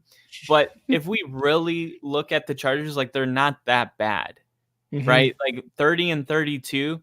And that makes it seem like Justin Herbert is, like basically a 500 quarterback, but they're also 1-5 when Justin Herbert doesn't play. So he is a big reason that team's, not totally falling apart, Brandon Staley, all of that stuff. And just the fact that you have Justin Herbert and Harbaugh in the same building, I say all the time, if you can get the quarterback and the coach right, you're probably going to the playoffs. And that's just the way the league works. You got the coach and the quarterback, you're going to go pretty far. So the Harbaugh did it for the 49ers. We talked about teams growing up that were all crappy. The 49ers were that when I was, 2008, 2007, they were always a top 5 pick in the draft. And the lasting effects from him are still in the 49ers. Like they never turned back from it. Yeah. They maybe had like 1 or 2 seasons under Kyle Shanahan where they weren't necessarily what they are now, but they weren't nowhere near what they were before Harbaugh. Right. And still they're still probably over 500 on those seasons. So and look at Michigan. I bet you Michigan doesn't fall apart this year. You losing all those players and Harbaugh, but it's the culture, and it's different for college because it kind of fades out in 2 years, cycles in new players. Yeah. But for the NFL, like Harbaugh is the culture. He's going to come in and he's going to create a new culture. So I like the Chargers, not as a fan, but I if I was a fan, I would be really happy. There's just this feeling like it doesn't matter that we lost Keenan Allen. It doesn't matter that we lost Mike Williams. Thank you. It doesn't matter that we lost Eckler because we have Harbaugh and we have Justin Herbert. And at the end of the day, that's going to be enough. And that's how I felt when we got Sean Payton and we didn't have the quarterback. If we had the quarterback, I would even be double confident. Yeah, I am kind of right there in the middle with you. They're in my depends what they do category. Like you said, they have the coach in Jim Harbaugh. They've got the quarterback. It is now what they have that is kind of unproven at this point that they can contribute to this team, because you look at just a couple of the people that they've signed: J.K. Dobbins, Gus Edwards, awesome running backs. They did really well in Baltimore. Gus Edwards, J.K. Dobbins obviously has injury history, so he really has to kind of revert to his almost rookie self and hope that he can kind of get that success again. They drafted Joe Alt at offensive tackle to protect Herbert. They also drafted a couple wide receivers that can maybe make an impact, season 1, season 2, Ladd McConkey, Brendan Rice. And you look at their returning wide receivers, Joshua Palmer and Quinn Johnson. What can they do? Can they contribute in a productive way into something that Quinn Johnson definitely has not contributed as much as he should have last year in his rookie season? Can he do that this year with Joshua Palmer as well as those rookie running wide receivers, right? So there's a lot of moving parts still that for this offense that they have yet to prove. So for me, at least in the near future, they're in my depends how players produce, what they look like, how Jim Harbaugh brings this new culture in, Herbert, how does he perform, all that stuff. So they're in my depends category. Yeah. At number 7, I got the Atlanta Falcons. And the Falcons arguably have one of the best weapons of any team. Mm-hmm. And this is a team that is kind of the definition of a quarterback away. And getting Kirk Cousins has definitely answered that question. And there are people that are saying the Falcons are Super Bowl contenders this year. Mm-hmm. And now I wouldn't go that far with it because you could have said that, Kirk Cousins, Justin Jefferson, TJ Hawkinson, who's their wide receiver, their other wide receiver that's really good. Drake London. No, for the Vikings. Oh, for the Addison. I forget his Jordan first name. Addison. Jordan Addison. He had weapons there too. So let's not just act like Kirk Cousins, hasn't had weapons this time. He's had them. But the Falcons arguably have better weapons. On the other hand, this team lost to the Panthers, Commanders, Cardinals, and Titans last year. Mm-hmm. So to think that they're just going to be really good right away is I'm a little skeptical about it. But unlike the Chargers, Atlanta has a more complete roster right now.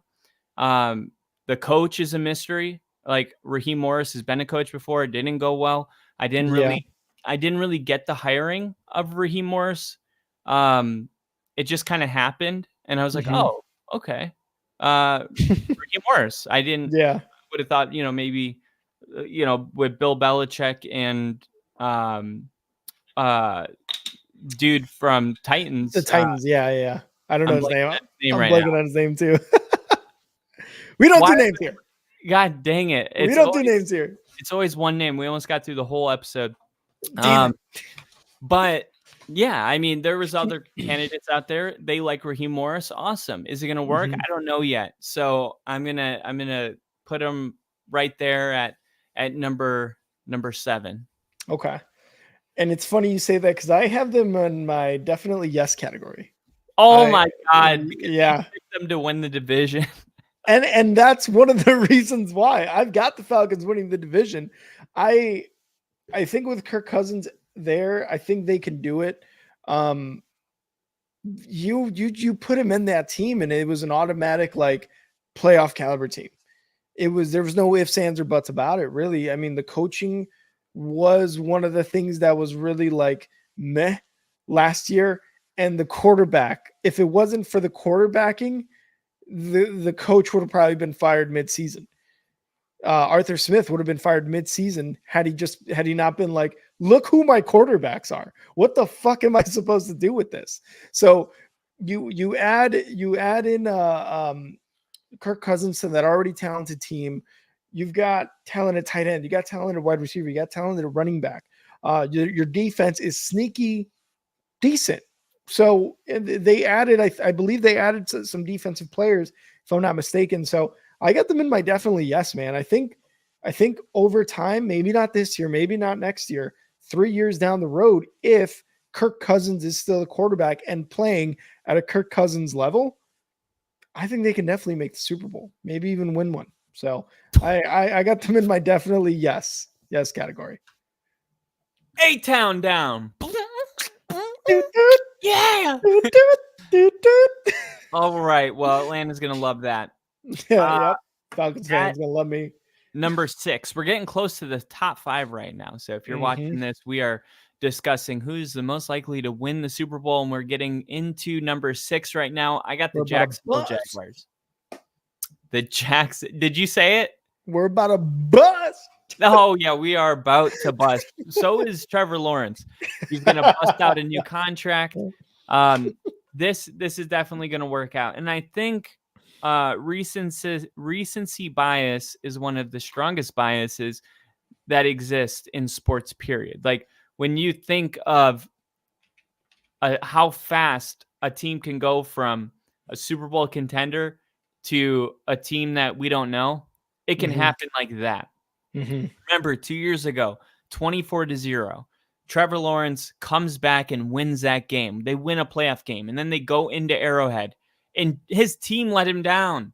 Like that deep ball was dropped, the 2-point conversion, the fumble on the goal line. Like it all was just like everyone fell apart, and Trevor Lawrence had that team in position still at the end of the game. Have it coming down to an onside kick like that. They were right there. And then they go into the offseason, and it's like, okay, the Jags are definitely like on the rise. And then they come out last year and they start 8-3. And nobody's thinking that, the Jags aren't a Super Bowl contender. But then the injuries, Trevor Lawrence couldn't stay up. They end up choking, and now the whole entire vibe is off. Yeah. But the question is, like, can Jacksonville bounce back? And the answer is absolutely. And you should expect it to happen. They added Gabe Davis, Brian Thomas Jr. They lose Calvin Ridley, but those are really good additions. They get a guy that can go vertical, and they get speed. So they also have the running back on their team with the most touchdowns last year in Travis Etienne. Yep. They still have good tight ends. Why can't the Jags win the Super Bowl next year?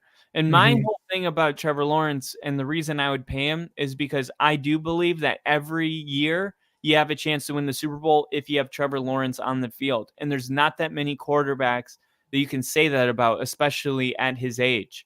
Kirk Cousins a little bit up there. You could say that, but it's like, is he ever going to win one? Who knows? Maybe he's like Kurt Warner, or just like yeah. But with Trevor Lawrence, it's like, if you're a Jags fan, you definitely feel every single year like, hey, if we can just roll, when this team's rolling, it's rolling. And when Trevor Lawrence is dialed in, this team, if the receivers can catch the ball and do what they're supposed to do, the Jags can get hot and go to a Super Bowl. I definitely believe it, because their quarterback is a winner. That's all he does is win. Yes, he's faced adversity, but it doesn't define him. He was injured. And plus, if something, I don't think Doug Peterson's a bad coach. The Philly special wasn't his idea. Yeah, I don't think so either. Yeah, I think that he can. I think that he can coach his team up. I think he could be the Jags head coach for the next decade. If the Jags are winning playoff games, he's not going anywhere. So I got the Jags just outside the top 5, but would not be shocked if they win the Super Bowl next year, for example. I was going to say, I think you might hate me for this. Maybe not. I got the Jags in the depends category. As it's not, again, the Justin Fields quarterback draft class. Look, let's be honest. Trevor Lawrence sucks. All right. No, and the reason is he made the jump from that shitty culture to 24 touchdowns, 8 interceptions. Right. And he, like you said, he's a winner. I love Trevor Lawrence. I could absolutely see all of that. The personnel around him, Brian Thomas Jr.,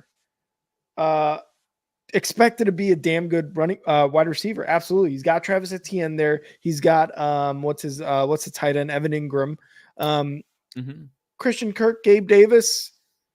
Maybe is there a reason why Gabe Davis is no longer on the Bills? Is there a reason why, you know what I mean? Like Stephon Diggs. Okay, yeah, you can say he was wide receiver too, but I mean, Shakur on the Bills was seemingly outplaying Gabe Davis. So maybe there's an issue there. Gabe Davis, PFF grade-wise, was 1 above Jerry Jeudy. So, like, that's still somebody that's going to help your team, Yeah, no, definitely. I'm just saying, like, I don't love that that's the personnel he's working with. Brian Thomas Jr., again, there's plenty of potential there. And then, God, who was it again? Christian Kirk. He reset. He's gone now. What's that? isn't he gone now? No, Christian Kirk. No, he's still the wide receiver on there. The Jags. Oh, Jones. Zay Jones is gone. Zay Jones and Calvin Ridley are now gone from the Jaguars. So Christian Kirk would reset the wide receiver market when they signed him. And I haven't really heard of Christian Kirk as being a wide receiver that resets markets since he's gotten that deal. You know what I mean? And Trevor Lawrence may be the type of quarterback. Again, he was injured last year, so we have to take that into account. He may be the type of quarterback that is like a Patrick Mahomes, a Tom Brady, a Josh Allen, a Joe Burrow. He makes his guys, no matter who it is, much better and makes this offense hum. Great point. Yeah, and they may. It's just last season was a rough one. Again, he was playing injured. We have to look at that, but not that Doug Peterson is a bad coach, but maybe there are some times where it does not look good. Maybe the defense, for as many names as it got on there, Josh Allen on the linebacker side being one of them, they just re-signed him, I believe, or extended him. He's doing really well, but there was times where that defense looked like, what's going on here? What's the defense, right? So while I'm not going to blame Trevor Lawrence at all, like for maybe it depends how he does, I think this is going to take a full team effort, which, let's be real, that's what football is, right? It's just certain players can elevate your team as a whole. But this is definitely going to be a team effort on the entire Jaguars organization to be up there. And that's why I have them on my depends category. I like it. I hate it. I'm kidding. Kyle doesn't agree. Going officially into me and Rick's top 5, no debating. Top 5. Top 5 most likely to win the Super Bowl. I'm going with the top 5, no debating. Top 5.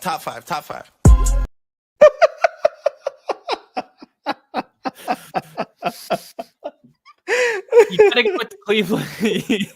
You gotta go with the Cleveland Browns. And I was pretty high on Cleveland all last year. If the Browns can have their core talent roster in place, and right now that seems like a big if, still working on getting their key players back from injury. But if they do, and I'm going to assume in this case that they do, Deshaun Watson, who last year when he was healthy had the Browns 9-3 up until the injury, and it was Joe Flacco who had this team into the playoffs hosting a game. This is a team that went 11-6 and lost their starting quarterback. That doesn't happen. You lose your starting quarterback, you lose your season. And it wasn't true for the Browns. And the reason it wasn't true for the Browns is because defense wins championships. And that is what the Browns have. The Browns have the kind of team that you look at and you say, I don't see why they shouldn't win the Super Bowl. What is it exactly that, Nick Chubb and Jerome Ford, they're a good duo. Jerry Jeudy, who wasn't great in Denver, but there was a lot of things that weren't great in Denver, including the quarterback play. I think he could benefit. Jerry Jeudy said that his not hero, but his person that he looked up to, mentor was always Amari Cooper, who's he's like Calvin Ridley, route runner. He's a coach on the field. He's going to get into coaching immediately after. He is so valuable to Cleveland. All he does is put up 1,000-yard seasons every year. And we've been thinking, his prime is behind him. Well, we just keep saying that, and he keeps putting up numbers. Now, Jerry Jeudy gets to go with his, play with his mentor. I think it's like the perfect fit. And if Deshaun Watson come back, I think that there's no reason to believe Cleveland can't win the Super Bowl. I hard disagree. I've actually got them in my definitely no category. I've got the Browns in my definitely no category. And look, the defensive personnel, you're right. It is outstanding. It is suffocating to go up against that defense of the Cleveland Browns.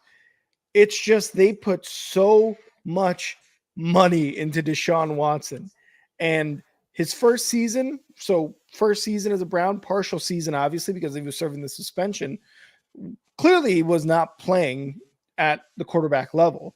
I think we all sort of expected that. We were hoping for Deshaun Watson to be Deshaun Watson of old, but clearly that wasn't the case. He had a full off season, kind of came into it, got injured, looked good some games, looked really bad some games, and you're kind of looking at yourself as a Cleveland Browns fan, and you're like, this is the guy.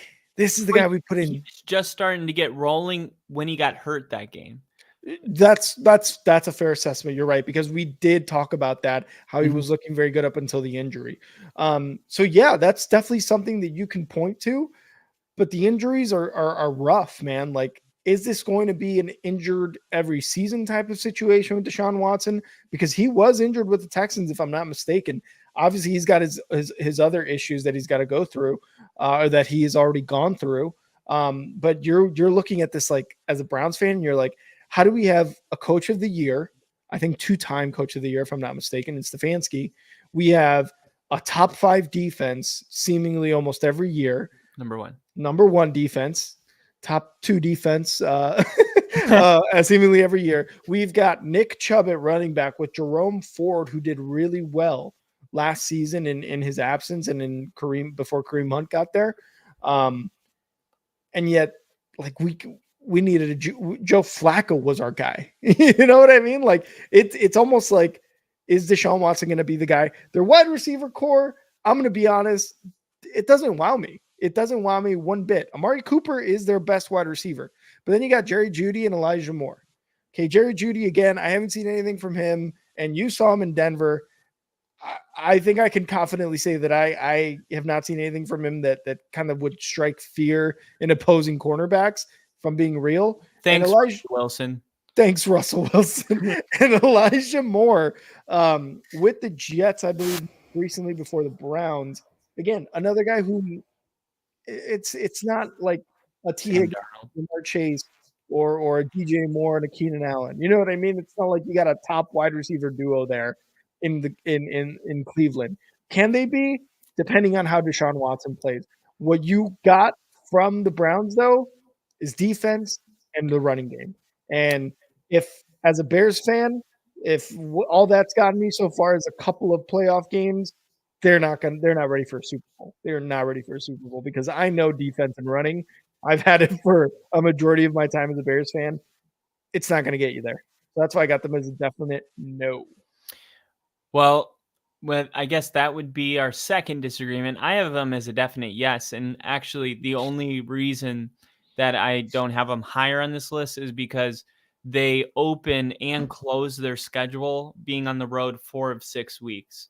So it is a pretty brutal stretch to open and close, which can hurt their chances. But I do think in order to win a Super Bowl, you either got to get hot late in the season, or you're just in a sweet spot where there's a bunch of talent on the team, but you haven't had to, once they win the Super Bowl, they won't be able to keep that team anymore. That's kind of how that goes. And it goes in cycles, like win a Super Bowl, lose the players, draft, get back to a Super Bowl. I just feel like Cleveland roster wise is in a sweet spot to win a Super Bowl, specifically because of their defense and weapons. I mean, Myles Garrett, but I hear you. Like, they're going to have to go on and prove it.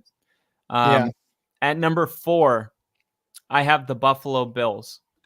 And I would have the Bills higher because Josh Allen is one of the greatest.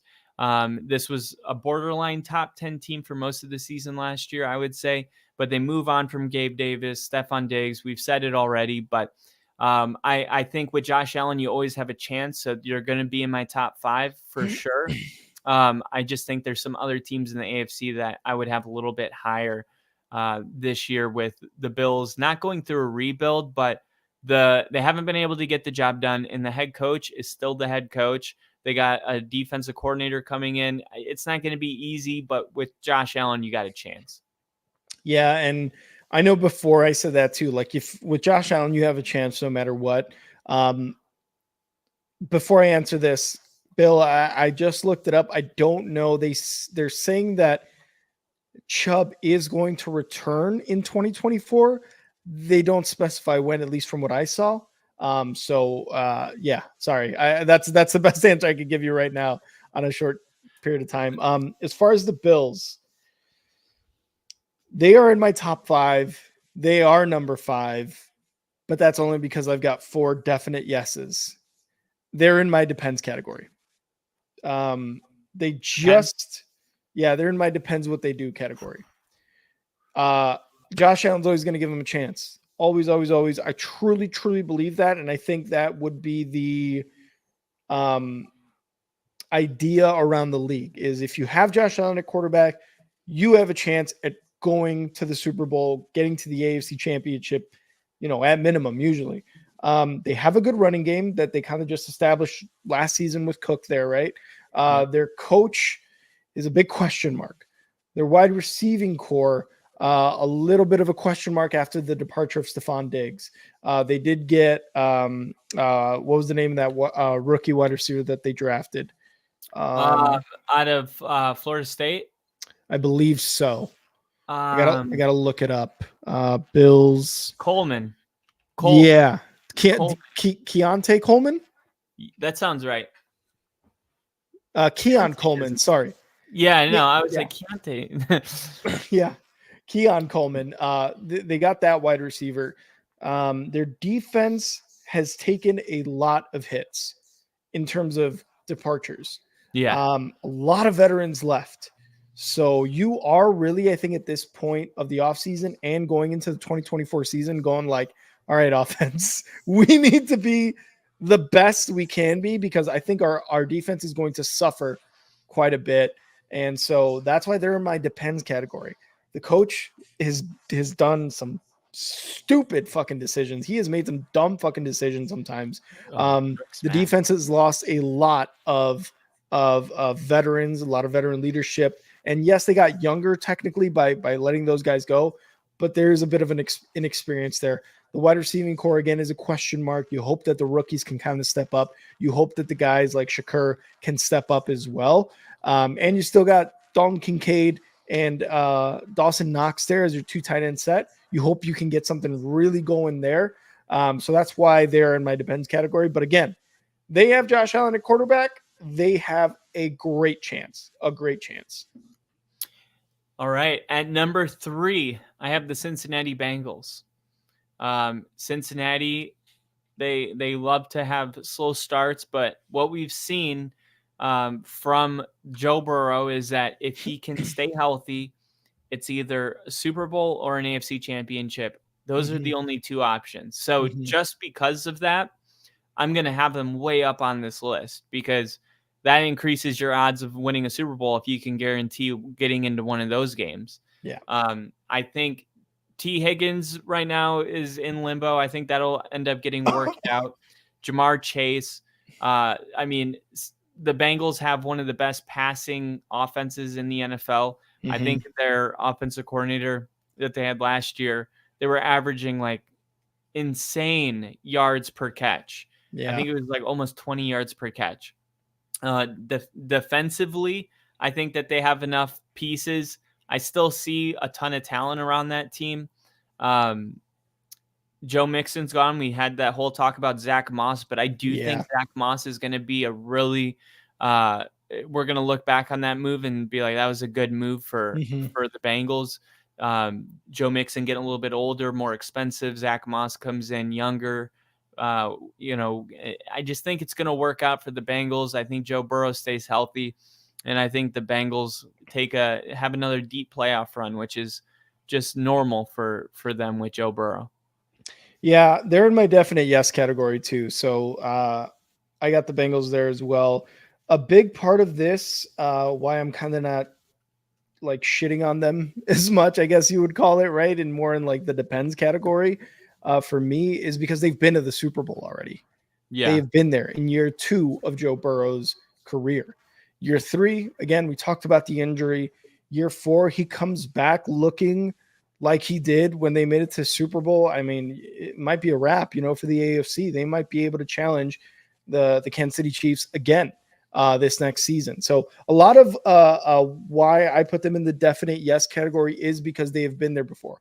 They know what it takes. They know how tough these postseason games are. And Joe Burrow is a quarterback, again, that to me is like, I'm going to do everything I can to will my team into the Super Bowl if I have to.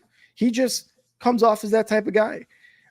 We talk about, you talked about Trevor Lawrence and how he has faced adversity, but prior to the NFL, all he did was win. I mean, Joe Burrow was kind of in the same boat with LSU, right? They had that just amazing season in LSU when they won the national championship. He came into Cincinnati in year 2. He's already in the Super Bowl. So that's something that you can absolutely look at. And again, why they're in my definite yes category. I love their offensive weapons. They got to upgrade the offensive line. It's got to be a bit more of a cohesive unit, I would say. They drafted some. They did, right? Who did they draft? Do you remember who they drafted? Because I know when we were looking at the draft, we were like, oh, Cincinnati definitely needed this. Yeah, they had a good draft. So they drafted Jermaine Burton. So they added another wide receiver. But in the first round, they get Amarius Mims. Yeah, that's who it was. Georgia. Then they get Chris Jenkins, who is going to be a nasty defensive tackle coming off the edge. Jermaine Burton to throw in the wide receiver room. Another defensive tackle in McKinley Jackson, who is a top 100 pick. And then Eric All, who some people thought was the best tight end in the draft. And then, there's about 6 more players, but these are like guys that I think will come in and make an impact right away. They got Josh Newton, cornerback in the 5th round. So the Bengals, it's not just like where they're at, but it's like they're finding a really cool way of, the teams like Arizona, who they're like, we're just super young and we're just going to add a bunch of talent. Like the Bengals already have a team that could go to the Super Bowl, and they're still doing that, adding a bunch of talent. They're drafting really well. Yep. I could easily have them number 1 on this list. And I mean, we're in the top 3 right now. So, I mean, at this point, we're basically saying these teams could win the Super Bowl now. And again, I agree with that. I love their coach. I feel like he's kind of been like a rock solid foundation there in that team too. Again, their offensive weapons are awesome. They got Amarius Mims to protect Joe Burrow, and I feel like you bring in some competition as far as a rookie, and you're probably like, look, this is the guy of the future. You guys can either fucking get better or get the fuck out. That definitely, I feel like would I don't know, bring something out of the rest of the offensive line to be like, we've been to the Super Bowl.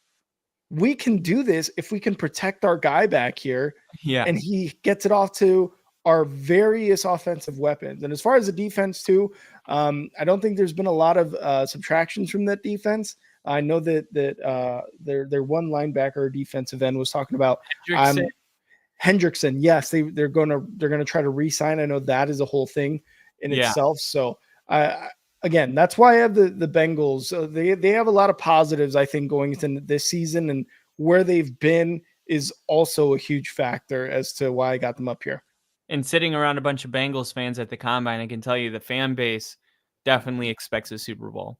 Nice, Number 2, and we're getting up there now. Oh. At number 2, I got the Detroit Lions. Woo. The Lions they were a team on the rise a year ago. Last season, they played with a ton of hope, Super Bowl aspirations. They make it all the way to the NFC Championship game, where they were in complete control of before a season unlike a game unlike any other game in the season of a collapse in the third quarter brought the 49ers back into the game. But it really felt like weird watching that game. It felt like, man, the Lions had the win. They had it sealed. It was halftime. George Kittle, I made a short about it. He went up to Brock Purdy and was like, it's going to be really cool after this. When I'm like, remember when we were losing? And he said he manifested the comeback. Yeah. I believe in manifestation and all that. That's not what happened. The Lions choked. The Lions choked that moment away. It is the Lions' fault that they lost that. Good on the 49ers for capitalizing, but the Lions have proven that they are a team that should have probably been to the Super Bowl last year, and now they're coming. They're adding more talent. They added a corner. Jared Goff coming off his best season. He gets a 4-year contract extension. Somehow they're able to retain their offensive coordinator and Ben Johnson, who could have been a head coach somewhere else.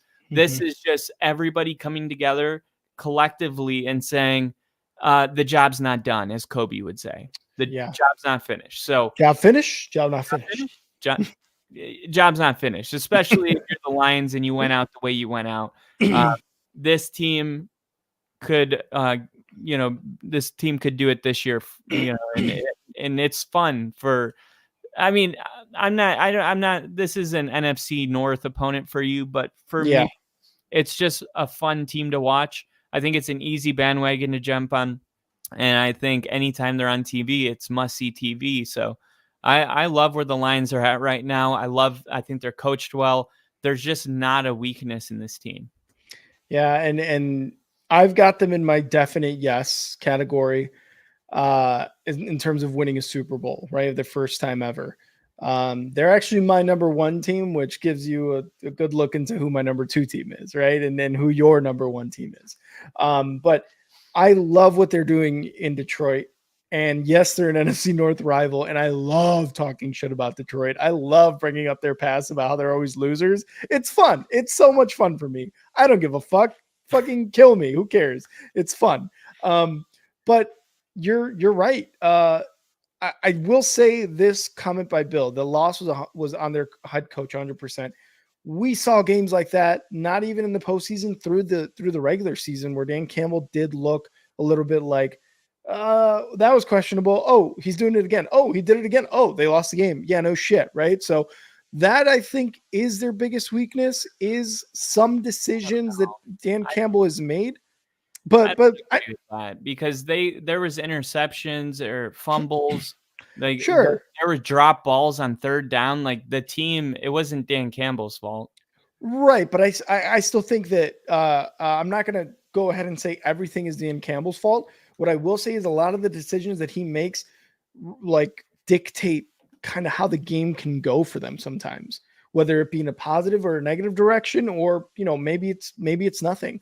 But you look at their roster throughout. Their defense has let up a lot of points, especially in playoff games and really through the regular season when you look at their defense. So they do have some holes there. Again, the cornerback position is something that they strengthened through the draft as well as free agency. They got a couple guys there, which is something that they needed to do. They already have the hometown kid in what's his name? The kid from Michigan, defensive end. Hutchinson there. So that's awesome. That's awesome to see again. Defense. Yeah. You got Jared Goff or Jagoff, as Kyle likes to call him. Jared Goff. They got some good weapons there. A wide receiver, although I think the Broncos got Reynolds. You guys got Josh Reynolds from them. Yeah, we did. I'm excited about it. Yeah, you guys took one of their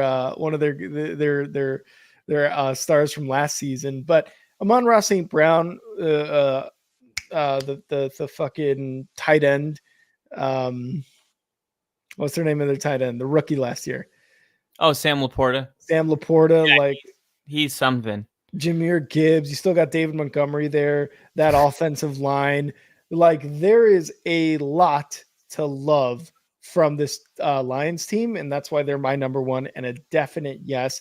It's just sometimes the coaching decisions, those need to be cleaned up a little bit, because you can possibly be seeing a 14, 15 win team next season if that is maybe corrected or not as much of a impact on the games, to me, in my opinion. I feel like it was the inexperience of the players that kind of came through. Like I didn't even mention the football helmet. It was like there were so many mistakes that were made by the players. Mm-hmm. That's what brought the 49ers back into this game. I'm not willing to say that Dan Campbell, he can't win a Super Bowl with the way he coaches. Yeah. Like, I mean, it's one of those things where if the Lions don't make those mistakes and they win the game, nobody questions his coaching, but it's like same thing. There were people right after the Dolphins lost that wanted Mike McDaniel fired. This is just the way the league is that that's true. That's true. Someone to blame when things don't go your way. But hey, maybe they were all a little inexperienced, but I expect everybody to gain that experience and be better next year. And mostly the players are the ones I'm concerned about because that was just a collapse in the third quarter. And I don't think it had much to do with Dan. Yeah. But my number one team, I know that you probably have no idea who it is, but one draft class, CJ Stroud and Will Anderson Jr. has reversed the team's troubles altogether, including getting a great head coach in DeMeco Ryans. They have an ascending offensive line. They have the best wide receiver room. You could say the Bears. I'm gonna go with the Texans because I think that the quarterback, we don't know what Caleb Williams is yet. We think he's going to be good, but CJ's already shown that he is that guy, that kind of player that comes in every decade or so that just takes the league by storm, almost won MVP as a rookie. Now you add Stephon Diggs, somebody that is a top 5 wide receiver in the league. You bring in Joe Mixon, you add Danielle Hunter. The offensive line, like I said, is getting better.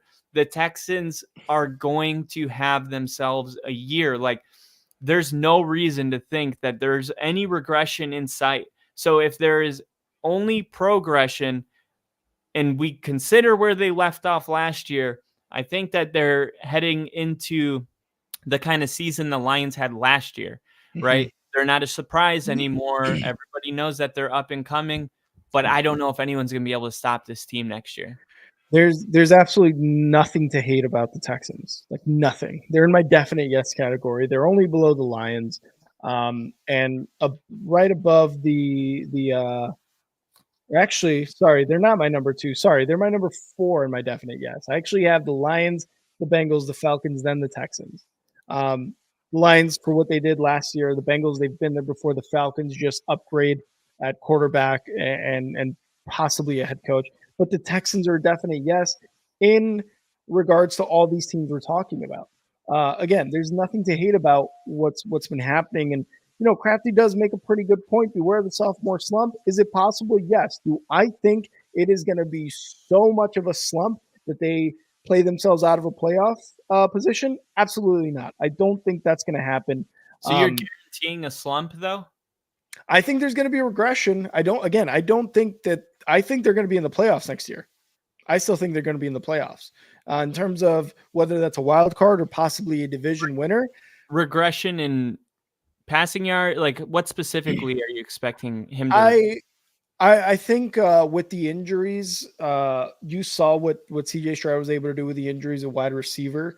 If that happens again, I don't know if that's going to be like he's going to be able to redo what he did last year because Nico Collins, Tank Dell, all those guys had injuries. The sophomore slump thing, I think is still like, hey, you had a great first year. It's almost like when a band or an artist makes an amazing album, right? You make that album, you put it out there, and it's good for a month. In this case, a season for the Texans. But now it's like, well, what's next? And you're like, whoa, what the fuck? Like, that was awesome. What do you mean, right? Obviously, the next step for the Texans is to get to that AFC Championship and win a Super Bowl. In terms of regression, like I said, maybe it's not. Maybe CJ Stroud isn't throwing for 350 plus yards, 3 touchdowns, 5-7 weeks in a row or every single game. I don't think, like I said, I think it's going to be a step back, but I don't think in terms of regression, it's going to be they're not going to make the playoffs. I think the offense may see some regression. I think the defense, even though they did improve, you bring in some new faces, you're kind of bringing in new personalities, new styles of play. Maybe that's an effect, right? I'm not necessarily going to pinpoint something and say that is what's going to fail or be worse. I just think maybe as a team overall, there's going to be a regression. But again, they're going to make the playoffs next year. You're going to see the Texans become a legitimate playoff threat for the next, I would say the rest of the 2020s, the next 5-6 seasons, like guaranteed, in my opinion. Let's just say this for Crafty. Daniel Jones didn't do anything even remotely similar to what CJ Stroud did. That's true. So, I understand the sophomore slump is in a lot of cases, you could say even in most cases, but we're talking about a unicorn. We're not talking about a regular quarterback. This guy is completely different than, like, we haven't seen that since Mahomes. So, I mean, even Trevor Lawrence, like all these guys that we name, Joe Burrow didn't do that his first year. Trevor Lawrence, or he was hurt. Trevor Lawrence didn't do it his first year. Like CJ Stroud, we have so much talent in the quarterback area right now in the NFL that I think it's easy for us to take this for granted, especially because arguably the greatest quarterback to ever play is happening during our lifetime right now. It has just really kind of changed the way that we view great quarterbacks. There's a ton of them right now. But CJ Stroud did something that if Mahomes wasn't that guy in our league right now, CJ Stroud could arguably be that face of the NFL. He's going in that direction. So I can't get behind the sophomore slump, but I could understand, you guys saying, I can't understand it, but I respect your opinion. Is what I'm trying to say. Yeah, and look, there's a lot of things that could have happened last year with CJ Stroud, right? Like you said, it could be that he in his first year starting is just an absolute unicorn, is an absolute like beast at just being in the NFL and being a quarterback at that position. That could absolutely be true. You can also look at a lot of like, hey, nobody's ever seen this guy before. He's in a system where you are not necessarily expected to succeed or be in the playoffs year one. Maybe you're just having fun out there. Maybe there's not a lot of pressure on there. And there's a lot of defenses and teams that see that and are like 3 quarters in, they're like, oh, fuck, we're down 2 touchdowns. We didn't know this guy was going to be this good. A lot of opportunity, a lot of seizing the opportunity, being good, playing good football, playing with some kind of just a little bit of fun, maybe a little bit of swagger too. It could be a lot of things. I am of the camp that I think CJ Stroud is a good quarterback and is going to be for the Texans for a very long time. Yeah. And there was definitely a lot of pressure in the playoffs against the league's number 1 defense. And he coached him. I mean, he was not too scared for that. And that's the biggest test, right? You bring in the best defense in the playoffs and you got to go on the road. And CJ Stroud looked great. So I would be shocked if you guys are correct on this sophomore slump, but that is my list. And I think we're pretty close, a little bit minor differences in the top 5, but any of those teams could really make a push, especially the top 4.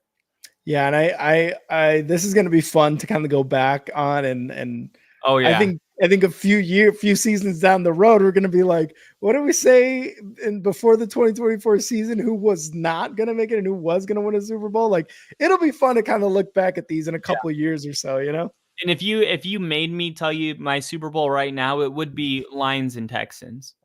Oh wow! Oh, imagine that. Our top 2 or like our definite yeses of making a Super Bowl making a Super Bowl for their first ever win. Wow. Yeah. And I after the Lions choked the third quarter, I went on FanDuel and I put a $5 bet in for them to win the Super Bowl next year. And it was nice. Like $5 win 60. I was like, that doesn't seem like enough return. This is a bold prediction. And they're like, no, it's not. They're like, shut up, bitch. You're going to take what we give you. Yes. I love it. All right. Yep. Bill's saying that's wild. And I think, Kyle, is it time for the motherfucking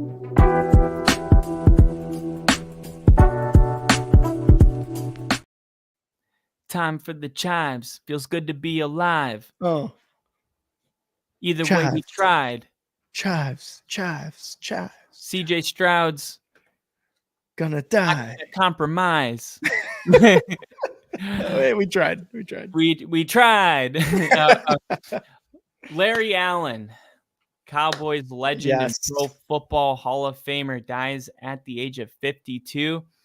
It turns out that he died suddenly while on vacation in Mexico with his family, which, by the way, is really sad. When I first saw this, I didn't see the details. I'm seeing them right now for the first time. I thought, when you see something like this, you think maybe a medical something. I mean, still medical, but usually you're not on vacation when you're expecting something like that. So it does seem like this was totally unexpected, which is the hardest type of losses you can endure.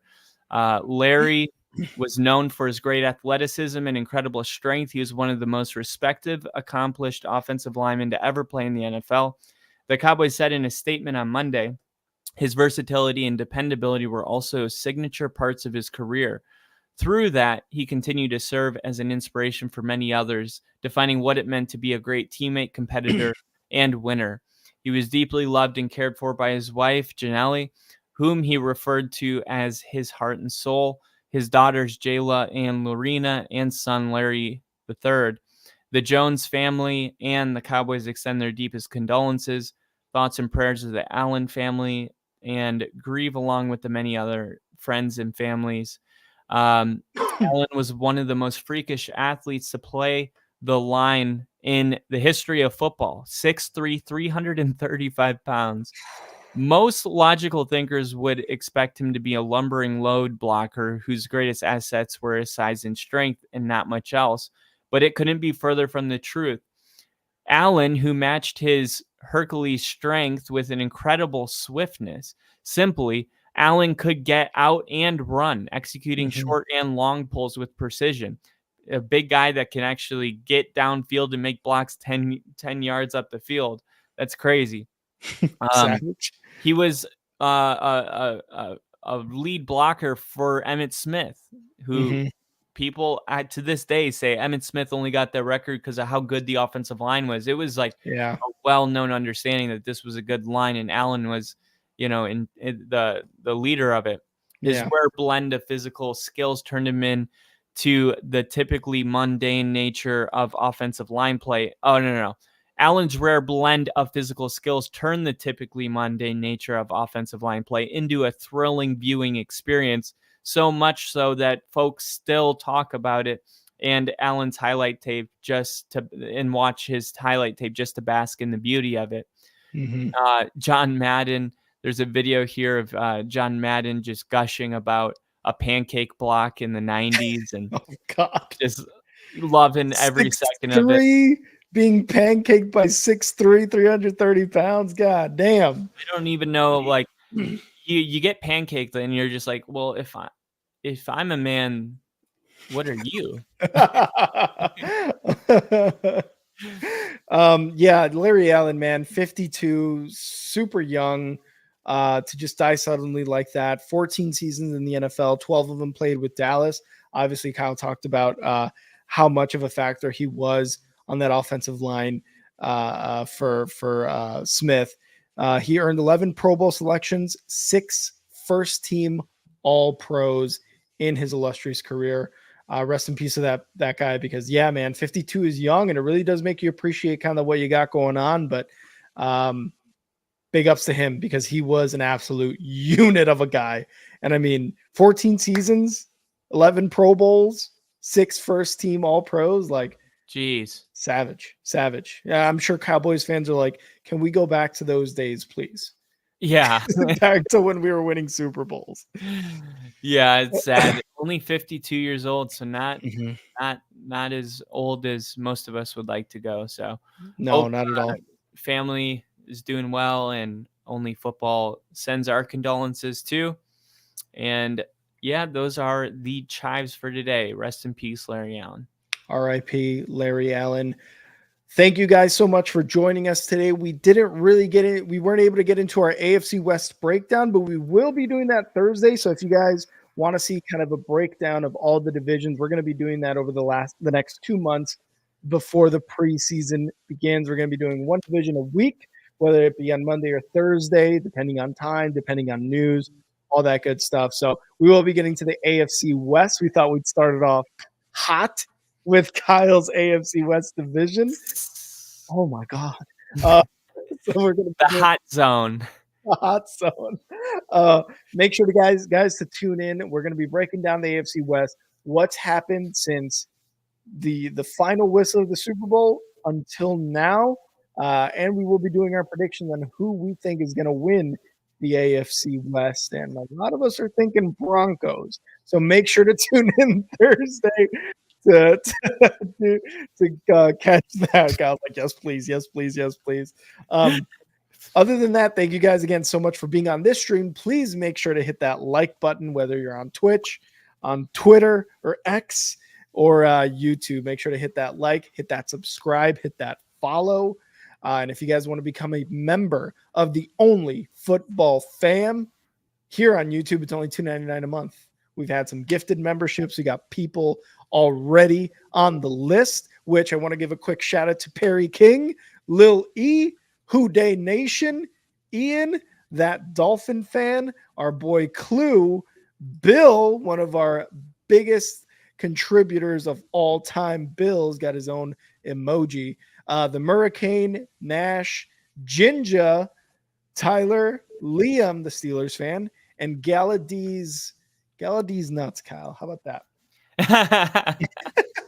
So definitely become a member. It's only $2.99 a month. You get some awesome emojis, you get some awesome badges. We're going to start doing members only polls. And then, depending on how many members we get, might do some members only streams in which the members are the only ones that are going to be able to chat with us. So that'll be fun. So definitely become a member today of the Only Football Fam and go follow us. Become a member. Only $3.99 a month, and there's 6-month lease only approved by credit card. Capital reduction fees of $15,000 does not include car door, bumper, or left side tires. You must watch every single Bronco game every day, and you might actually have to cheer for the Broncos and the Bears. Some side effects include death, loss of vision, loss of hearing. Loss of libido, loss of balls and penis. Go follow us on X. You can follow me down there at and now Rick. Kyle, where can they follow you? You can follow me at NFL with Kyle. And Correct. Will the members only streams talk about the non-members behind their back?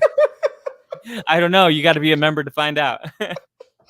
Do you want to be talked shit about behind your back? No. Become a member.